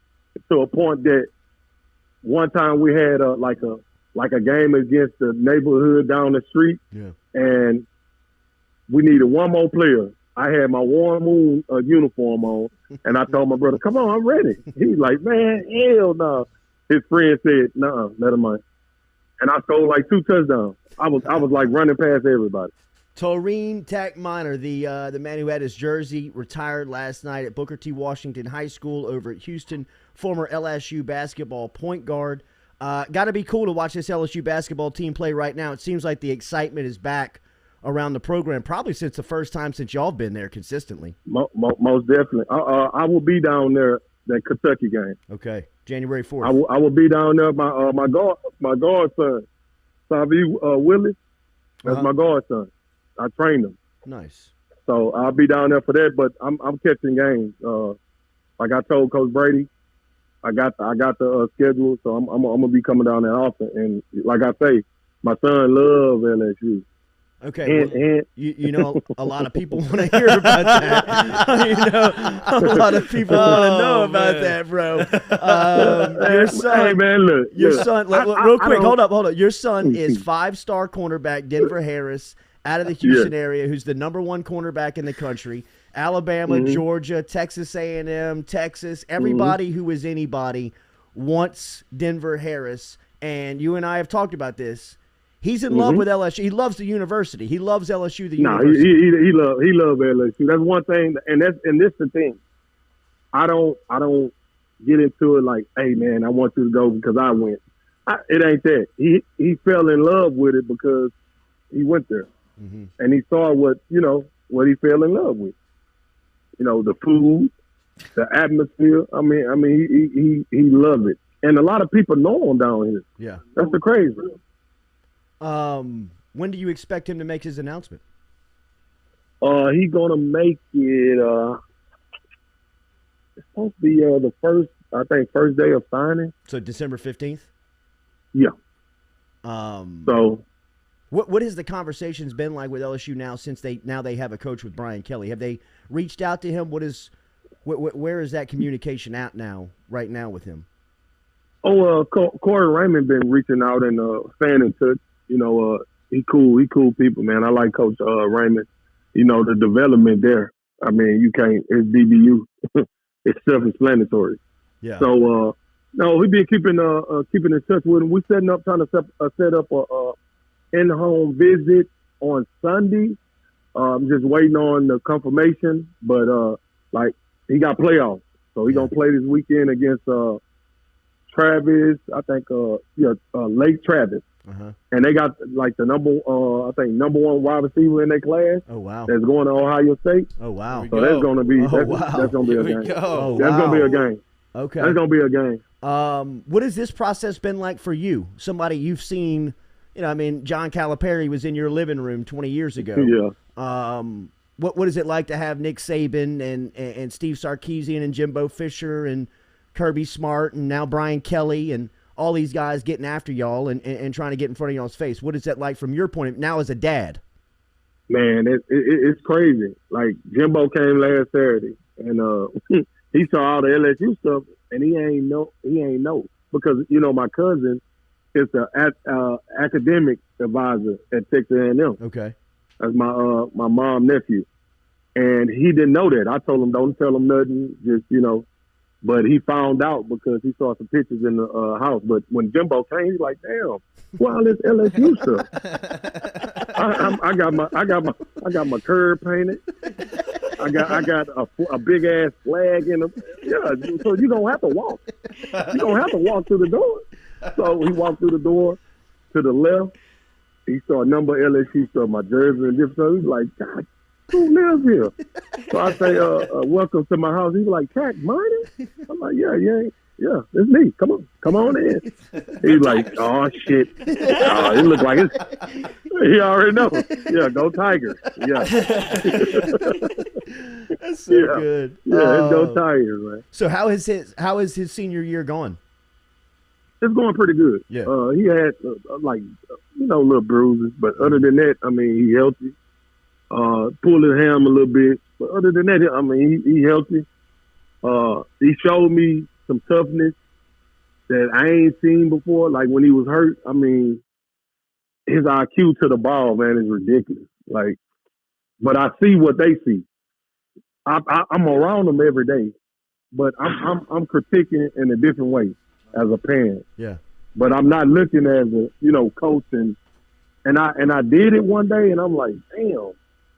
Like I see why he's the number one DB in the country. Huh.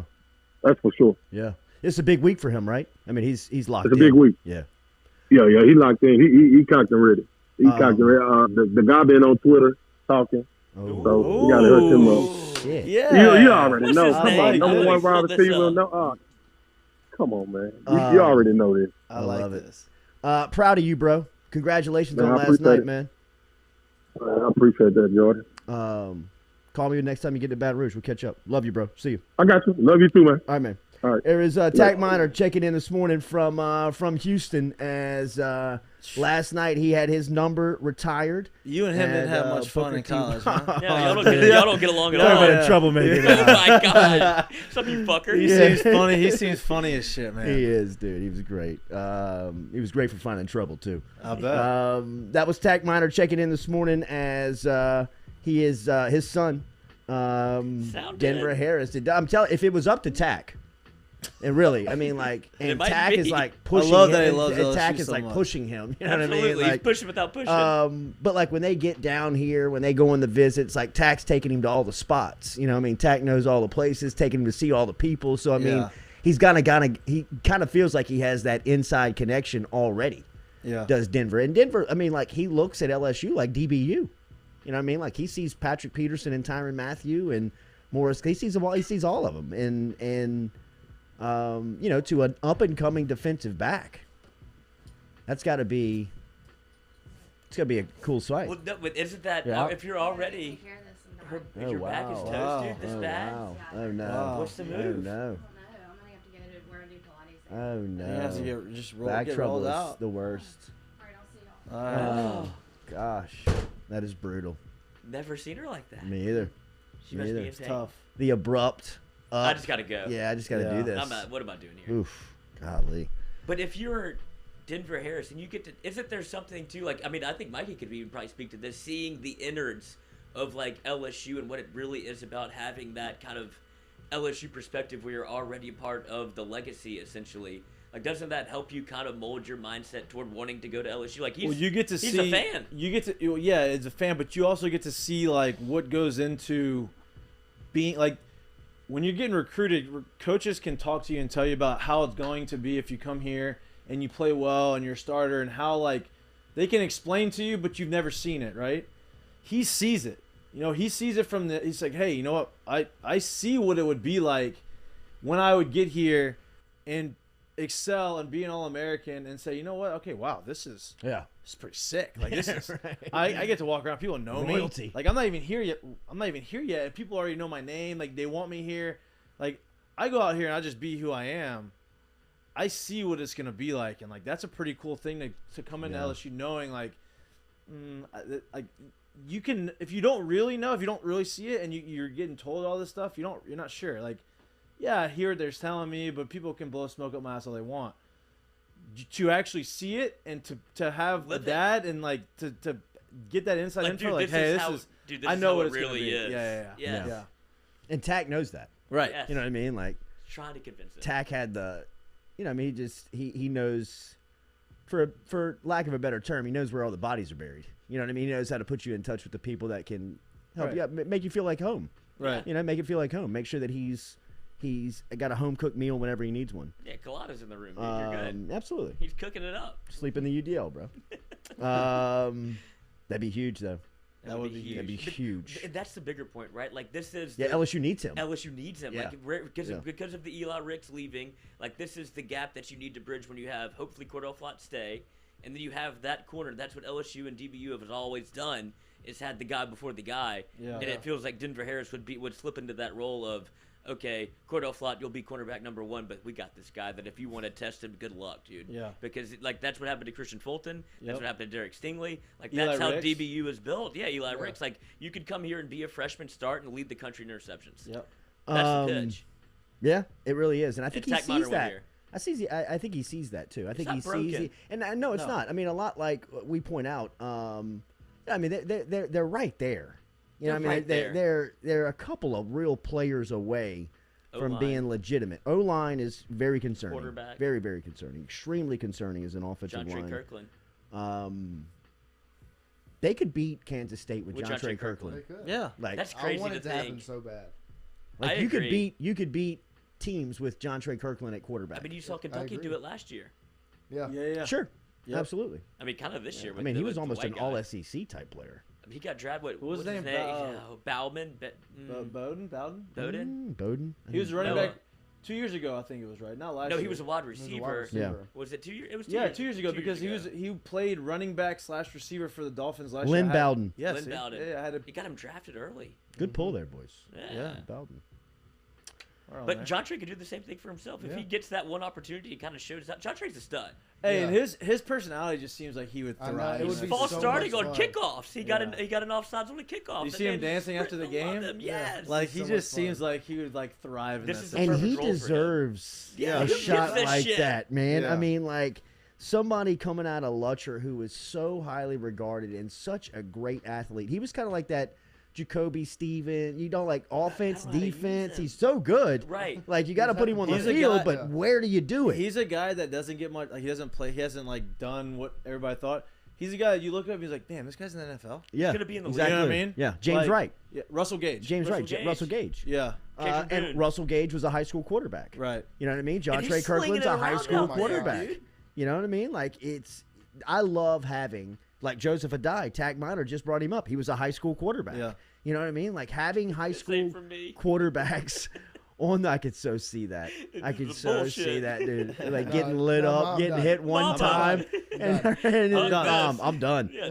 I'm done. What do you mean you're done? I'm done. I'm never playing again. Go score 70. Yeah, right. But I just, I think that they could beat Kansas State with John Trey Kirk. You got a month. You got a month or you've got 3 weeks to prepare for Kansas State with LSU athletes. And you've got to make a change like John Trey Kirkland at quarterback, and you just don't run Wildcat spread type principle where you can like give him run pass option every play.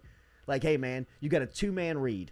If this guy drops back, throw it to the front guy. If this guy comes up, throw it to the back guy. If they're both covered, tuck that thing. Take off. You know what I mean? Like run every single play. Kansas State does not have 11 athletes on defense that can match up with that type of scheme where chance. you're going to run Brian Thomas, Jack Besh, Malik Neighbors, and Jeray Jenkins at me. And then I've got to worry about Your if quarterback John Trey runs a 4.3. Kirkland is going to run the ball. Like we don't have enough players that to defend it. You can't do it. I mean, when you really look at it, is there a bigger mismatch that LSU's ever been in terms of like athletic ability versus the team that they're playing? No. I don't think it's I ever don't been think this so. No, disparaged. absolutely because not. LSU, I mean, just Even LSU's third teamers are better As a- athletes even than as Kansas And those State's are the ones first that are teamers. playing. Yeah, even Yes. as depleted as LSU is, no doubt. No doubt. And is it worth like if you feel like I don't know if they care about winning the bowl game or not. I'm not sure. I'm sure like almost entertainment value. they're gonna I'm want sure to, they want yeah. to.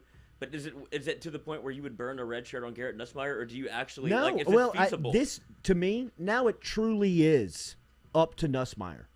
Yeah. Like Yeah. it really Yes. is. Yeah. Like using that as a cop out and a scapegoat in the middle of the season is some weak sauce.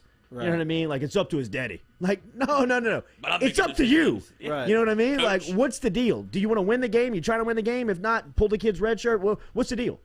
Well, I talked to his daddy, and no, man, forget that. Like, what was going to happen then should have been up to the program. Now, where you've got one game, you've got a new coach. I think that Brian Kelly's got a lot of input on this thing, but I do believe that Nussmeier's feeling and his family's consultation with him on that choice means a lot more now in the process than it did 5 weeks ago, 4 Yeah, weeks ago. for sure. Right? Like, Well, I this mean, is He's the got actual- tweeted around a little bit all year. Like now it's your decision. yeah, man. like, what do you want to do, Yeah. man? What do you You want to literally do? want to Who burn was your Because red if you shirt. want to play and you want to burn this red shirt, you are really the How only good do true you think you quarterback are? that we have on the roster. But we can game plan something and get by if you don't want to do that. and it would be so And much I think fun. it would also help him out for next year. Like you get a game that's game plan towards you, because Arkansas, it wasn't game plan towards him. Well, you're talking about Like, Nuss burning Nuss- it. Yeah, Talking about Nuss him burning his it. red shirt, going to play. You have all the practices focused on you as the quarterback. You go out and play and see what the offense looks like when it's actually yours. You get a redo. And then it helps you. I mean, it could boost him into a starting role next year.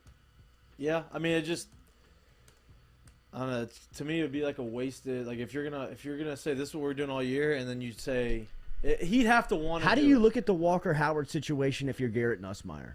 Like, do you want to be on the same plane as Walker Howard, or do you want to be a year advanced? That's the thing. That to me is going to be that'll be a part of the decision-making process for Nussmeier and what he's looking at. There is obviously now an emphasis on Walker Howard that he's going to have a real chance to play early on in his career. I think when you looked at the quarterback dynamics 2 days ago, you kind of thought, hey, man, you can kind of play Walker at some spots as a freshman, but nothing that means anything. Right, and by the time he's 2 years into the program, he'll have some reps that can get him some meaningful snaps. Now you're looking at him day one and say, hey, man, the first snap you take may be meaningful. Yeah. You know, like you may have to be thrust in on the road in a big spot where ideally you're not prepared, you're not ready for the moment, but you're just going to have to go learn on the job and get ready. And it goes to show that LSU's been absolutely blindsided by this, right? Like, they wouldn't have, if they would have thought that there was even an inkling of Max Johnson transferring, they don't play Nussmeier against Arkansas. You can't have this happen. I don't think O had any foresight. Yeah, that's what I'm saying. They're blindsided by Max Johnson leaving. Again, yes, but it's two different eras. The roster mismanagement that Ed Ogeron and Derek Panamsky and that crew were living under the last 2 years, 3 years is going to set this program back at some point. Like, you are going through that type of mismanagement right now. You're seeing that mismanagement playing out, and it's happening right in front of your face, and that is the biggest obstacle now that Brian Kelly, Frank Wilson, Austin Thomas, and crew have to overcome. That's what they have to repair and patch up immediately. And that's why you got to sign 25 and you got to go get all 7 transfers. Yep. And you got to hit on just about all of them. And I know it's just about impossible to hit on 25 scholarship players, but those 7 in the transfer portal, you got to hit on those. You got to hit on the majority of those. 5 of the 7 need to be impact players, starters, and high-end starters, not Liam Shanahan, and nothing to bang on Shanahan, but it can't be a Harvard transfer. You got to go get a Remington finalist like the kid at Virginia is in the portal. That's the type of players you need to compete immediately with Brian Kelly. You also need Shaz Preston and Jacoby Matthews and Quincy Wiggins. It's a tough, tall order, but you've got a short time period, and you got a guy like Frank Wilson out there pushing and selling the message. They're not as much behind the 8 ball as we thought they were yesterday morning. I asked that question with sincere curiosity. Were you freaking out, or were you calm as a fan, knowing that Nick Saban was up at Captain Shreve talking to Kendrick Law, and that Lane Kiffin was in your backyard, and Billy Napier was in South Louisiana yesterday, and Brian Kelly was trying to find a strength coach? Right? I mean, were you freaking out, or were you calm? But come to find out, when he's landing Frank Wilson behind the scenes, exactly, everybody cool out. Yeah. Everybody chill. Right? Because now you've got Wilson out there with the LSU polo on. And he's doing that next to Saban and next to Jimbo and next to Kirby Smart. And you know what? I'll fight that fight with Frank Wilson. No doubt. All day. Especially in the state. No doubt. Especially in the state. Especially in the state of Louisiana. If he's playing defense on all those cats, LSU's in good hands. Right, because if you see him hired by somebody else, don't you... Doesn't that move the needle almost more? We're like, oh my thank God he's at LSU. Oh my because God. if he's somewhere else, that almost moves the needle more than him going to LSU. You're like, okay, this thing might be at full tilt right now. But bringing Frank Wilson in, like you said, people are trying to pilfer Louisiana right now. They feel like it's open season on Louisiana talent. But then you bring in Frank Wilson, who just kicks that door right back in. No doubt. That's awesome. I mean, huge pull. To me, people were worried about the not just the recruiting aspect of it, but like, hey, is Brian Kelly going to try to really make a complete change from the past? And I think he has shown you that he's going to change the culture, and he's going to change a lot of the things that go on in the program. But he also understands how to win, and he understands what he needs to win. And so he goes out and gets Frank Wilson, who was O's guy at Ole Miss. Like, he gets a guy who still has some connection, but understands, like, hey, this guy understands what's going on, understands what we're doing, and is in alignment with what we're trying to do. And, oh, by the way, he absolutely crushes Louisiana recruiting. And, like, that to me shows we are in – stop freaking out on Brian Kelly. He understands what's going on. Yeah. He gets it. I think you hear hires today, and I think you possibly hear more names in the transfer portal. Yeah. I think this is the time in coaching changes where shit gets real awkward. Also, look, who's the receiver that got the transfer portal? Deion Smith. Oh, Deion Smith. Okay, listen, I like him. I think he's a good player. He had one game. Yeah. So we're full of freshman receivers, and we have a talented receiver. It sucks that you lose a young guy who is good, has talent. But listen, like, it's not like Kayshawn. It's not Max Johnson. Right. Yeah, that's what I mean. Like, he has ability, and he had one really good game. I just don't want people to panic. Oh my God, we're losing. I had a built-in attrition of freshman wide receivers. Yeah, there's too many of them. There's too many of them. I mean, if I'm a wide receiver and I look around the room and I see Brian Thomas, Chris Hilton, Jack Besh, Malik Neighbors, and I'm still Deion Smith who can play. Right. I'm a big-time player. He was the You know what I highest mean? rated recruit out of all of them. He was. He was a Mississippi best player, state's best player out of Mississippi. I mean, Cat can go. Right. But you still look around and say, there's only one football. Yeah. There's only one ball, and all of us are pros. I mean, out of all of those 5 guys, which one do you think is not a pro? None. I mean, really, none of them. And you can if you're him, you can go. I can go to Ole Miss and get The only wide receiver now. The only wide I had a built-in in the budget. Yeah. In the budget, I had one freshman wide receiver. I didn't know who it was going to be. It could have been Malik Neighbors. It could have been Chris Hilton. It could have been Deion Smith. You forget about Chris Hilton. Who says absolutely you forget about Chris Hilton, but not for long. No, right? You know what I mean? Yeah. As soon as he gets healthy, he'll be right, and he'll be in the mix, and he'll be pushing all those guys for playing time. The only wide receiver you cannot lose now is one. Yeah. Yes. That's it. Without a doubt. Kayshawn Boutte to me, and he's thrown some cryptic texts out there like tweets that, yesterday it was only a matter of time, ... then it got deleted, then it got taken down. You know what I mean? There's some stuff behind the scenes that you got to know that everybody in the country is calling Uno up and saying, you got 1 year to play? Come get a natty. You don't know who your offensive coordinator is. Exactly. You've never Now you don't know who your quarterback is going to be. Don't have a quarterback and somebody you had a great rapport with Max Johnson. I mean, yeah. So the only player right now, in my opinion, that you can't lose because he's potentially the best player in the sport next year. 100%. I mean, he is a top 5 pick, game-breaking player where at any point he can change the scoreboard. It doesn't matter if you're on your own 10 or you're in the red zone. He can score. That first play against Auburn, where he just catches a slant. Some of those catches against UCLA, Yeah. it's like he's playing against a high school team. I mean he's like, and just running away from, you know what I mean? Like where you can't tackle. Like people are just kind of like grasping at him, and he's like holding them away from him, and then he's just running away from you. I mean, it's freakish type stuff where you're like, he's better than everybody. Right. Yeah. You know what I mean? He's just significantly better than everybody. And that was as a sophomore. He was putting up records as a freshman. Can you imagine how good he's going to be as a junior? No doubt. When you're trying to guard him with freshmen and sophomores, and he's so physically and mentally more gifted than everybody, and it's his money year. He's the only player on the roster right now. You've lost a quarterback. You've lost linemen. You've lost wide receivers. You lost DBs. The only player on LSU's roster that you have got to build a wall around and say, whatever you need, we are going to comply, is Kayshawn Boutte. You cannot lose him. Because if you lose him, you're probably going to lose him to like Alabama or Georgia. He's not you know what I mean? You're not losing him to Southern Miss. With right? Miles Brennan. He's not going there. He's going to a player crush you if he leaves. Mm-hmm. Billy, keep your hands off.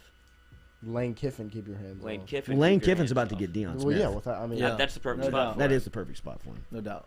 And you could see like the precipice of the fall off whenever Boutte was gone. Like the offense absolutely halted. And you also need Boutte for the locker room. You also need Boutte in this transition. You also need Boutte. You need, like, if I'm Brian Kelly, he's one of the first calls I make. Who's the best player on my team? Kayshawn's probably the best player on your team. I need to meet with him. Now. And I need to sit down with him on day one. Kayshawn, Brian Kelly, nice to meet you. Here's what I'm going to incorporate. Here's how I'm going to help you over the next couple of months. Him, for sure. And here's why I need you on my side. I mean, be forthright with him. I need you and your voice in that locker room to support me. So whatever I can do to support you, you need to tell me right now. And if I can do it, I'm going to do it. Favorites. I'm going to do it. And that's what I mean. That's smart move. It's you and your company. If you take over, you're going to your top employee and saying, "We can't lose you." It's not picking favorites. It's more about putting trust in the guy. And like, yeah. It's like, hey, I understand you're the vet, you're the best player, but you're also a leader. Like, this is what I need. We need that. Yes. So I need you. It's Stability. not about Yeah. Alignment. If it's Art Briles to LSU, we are Kendall. Kendall Briles. No. I don't want Art Briles. If he hires Art Briles, we're some shit. It doesn't matter if he hires Frank Wilson or not. Give me the son. Give me Kendall. Yeah. Touched by God. But if he is your offensive coordinator, does not feel like LSU is kind of. That's a major. You got move the where- juice. Yes, You got juice now. Because you got juice. I mean, everybody's thinking like Not Art. when Kayshawn's back. You know what I mean? That's what I'm saying. If you just get that on the docket, then Keyshawn Boutte would be like, okay, I see what we're doing here. I see the alignment. I'll let y'all speculate. I'm not even going to speculate on coaches because we swung and missed too many times on the Brian Kelly thing, and that's the head coach. I don't even want to know what's going through their heads. Right I think you find out today. Yeah. A coordinator. Really? Yes. Yeah, Why? Because you have to. You have a week. Because Keyshawn Boutte is putting cryptic messages out there and talking about the transfer portal, and you got quarterback is leaving. and He did delete it though. You got You don't know. like Trevante Citizen. You need to get him back in the boat. Yeah. Immediately. Yeah. You know, I mean, like Kendrick Law. You need to go get that guy. Harold Perkins. Immediately. Harold Perkins is a defensive guy. I You know know what I that. mean? I'm just talking about all these Wait, all these offensive guys you're losing. Yeah. You know what I mean? I think that you're losing them because people are like, hey man, what's the deal? And we need more. Even Walker Howard last week was fired up. What was the fired up count? Had to be somewhere around 20. We should do a video where you Right? do the click, Fired click, up. click, But fired at up, the fired end, up, but yeah. at the end of the video, Not as fired up. so we can confirm you're all good. I mean, they just got to see what they're going to do. I'm fired up, but I do need to know who the offensive coordinator is I going will to be. spend the next 3 years in LSU with Jack Bash, looking forward to it, but I got to see who they bring in. Right. Goat9 says, Fired Jordy, up. do you think the Frank Wilson hire is a coach in waiting type situation? That was a big pull, getting no. Frank to leave the head coaching position, no matter the level. I don't know if that was offered in the contract, in the language. I think Frank Wilson knows that if he gets back into a situation like this with Brian Kelly where they can succeed, well, then it could be the same type of situation that he just left behind at Notre Dame, where his top assistant was the next guy in line, right? Where we've all kind of agreed on this 10-year deal for Brian Kelly. You're probably really going to get 5 to 6, maybe 7 years of elite, motivated, upper-level coaching from Kelly left in the tank. I do believe that there's somebody on the job that can look at this as like a training and like a training in progress type thing. And I think Wilson has always had the aspiration to run the state schools football program. I don't think that is any secret. I think that he's always looked at LSU as a place that he loves, his family loves, a place that's been really good to him. And I think at one point in his coaching career, he really thought that he would have an opportunity to get back here. When he took that Texas San Antonio job, I think it was with the intent of going to get experience, build a resume, maybe get into a G5 type school after that where you could, show that you could do it somewhere like Louisiana, McNeese, kind of like Napier where he was, and then maybe stepstone into an LSU type gig. I think those were his aspirations at one time. Now, with what happened at San Antonio and where he is right now, maybe he's had to reshuffle where he thinks he can be in the next 5 to 10 years of his coaching tree. But I think that they're getting back to LSU can only serve that purpose even more. But I don't think 3 days after you hire a head coach in Kelly that you go offer a head coach in waiting to somebody from a language and just an agreement standpoint. But from Frank's side, I think that it makes sense for Frank to see the opportunity as much closer being LSU's associate head coach than it is being McNeese's head coach, right? I mean, that's a hell of a move, both by Kelly and Wilson, being able to poach a sitting head coach and for a head coach to leave that seat and go to the second chair. I mean, when you run your own program, you're not really answering to anybody. And whether it's at McNeese or Texas San Antonio, you're still the head coach. And for you to, I don't want to use the word step back, but I mean it is a step down in title. Yeah. But it's a step up financially. Yep.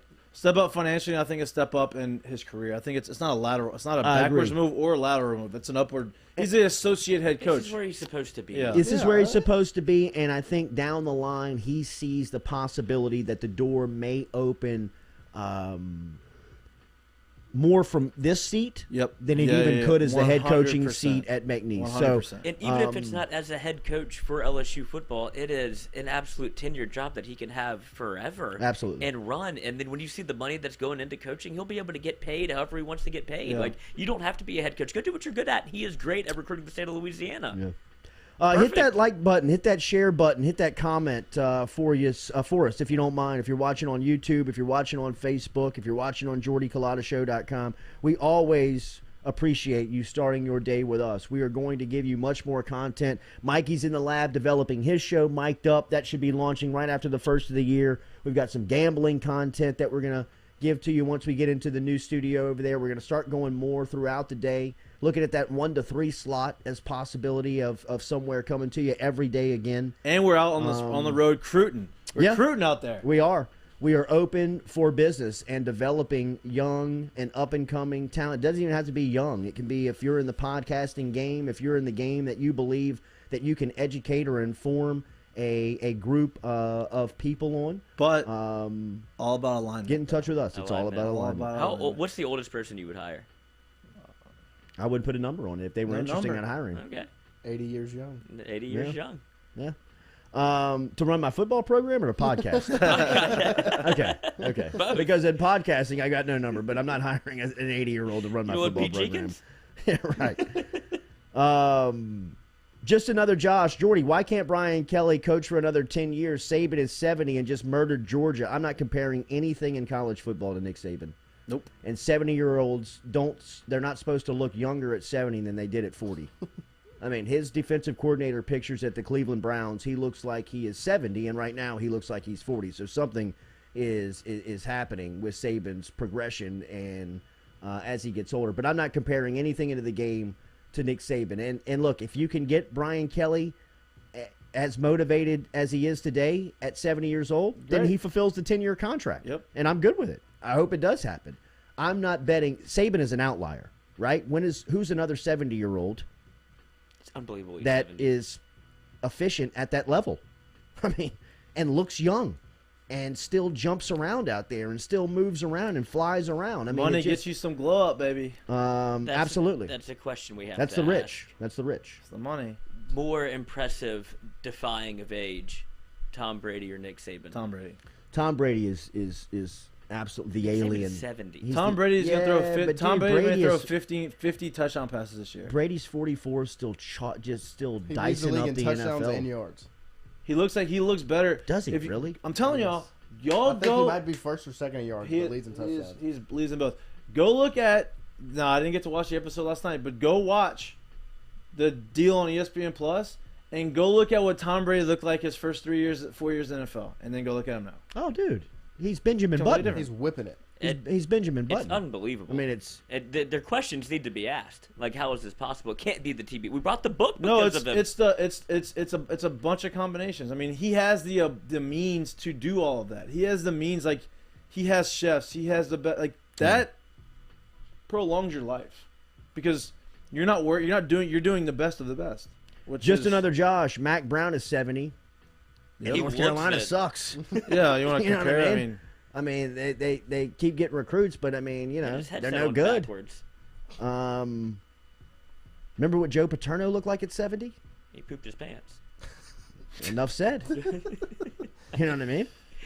I mean, we got to call timeout. All right, I appreciate you starting your day with us. Make sure to hit that like button, share button. Remember our friends over at Relief Med, RELEAF med.com. This is medical marijuana, which has been legalized within the state of Louisiana. They will start selling flower after the first of the year, but right now they can help you out with vape pens, edibles, anything that you may be looking forward to for relief. Relief Med online, reliefmed.com, RELEAF med.com. Physician-led, experienced professionals connecting Louisiana residents to physicians for the relief they deserve with medical marijuana. If you suffer from chronic pain, depression, any of the qualifying conditions that you can find online at reliefmed.com, all you got to do is hit that Get Relief Now link once you're there and use the promo code Jordy01, Jordy01, and you get 20% off all of your first purchases over there at Relief Med.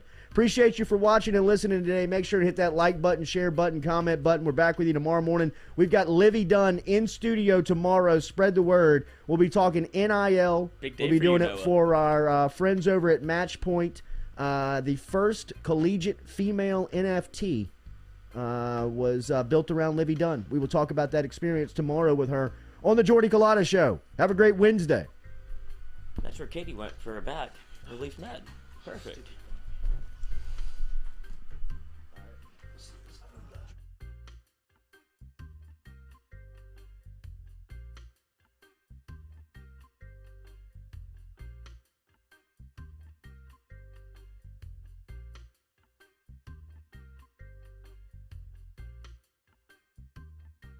This Wednesday's edition of the Jordy Culotta Show, we talk all about the LSU football news, like Frank Wilson coming back to bat.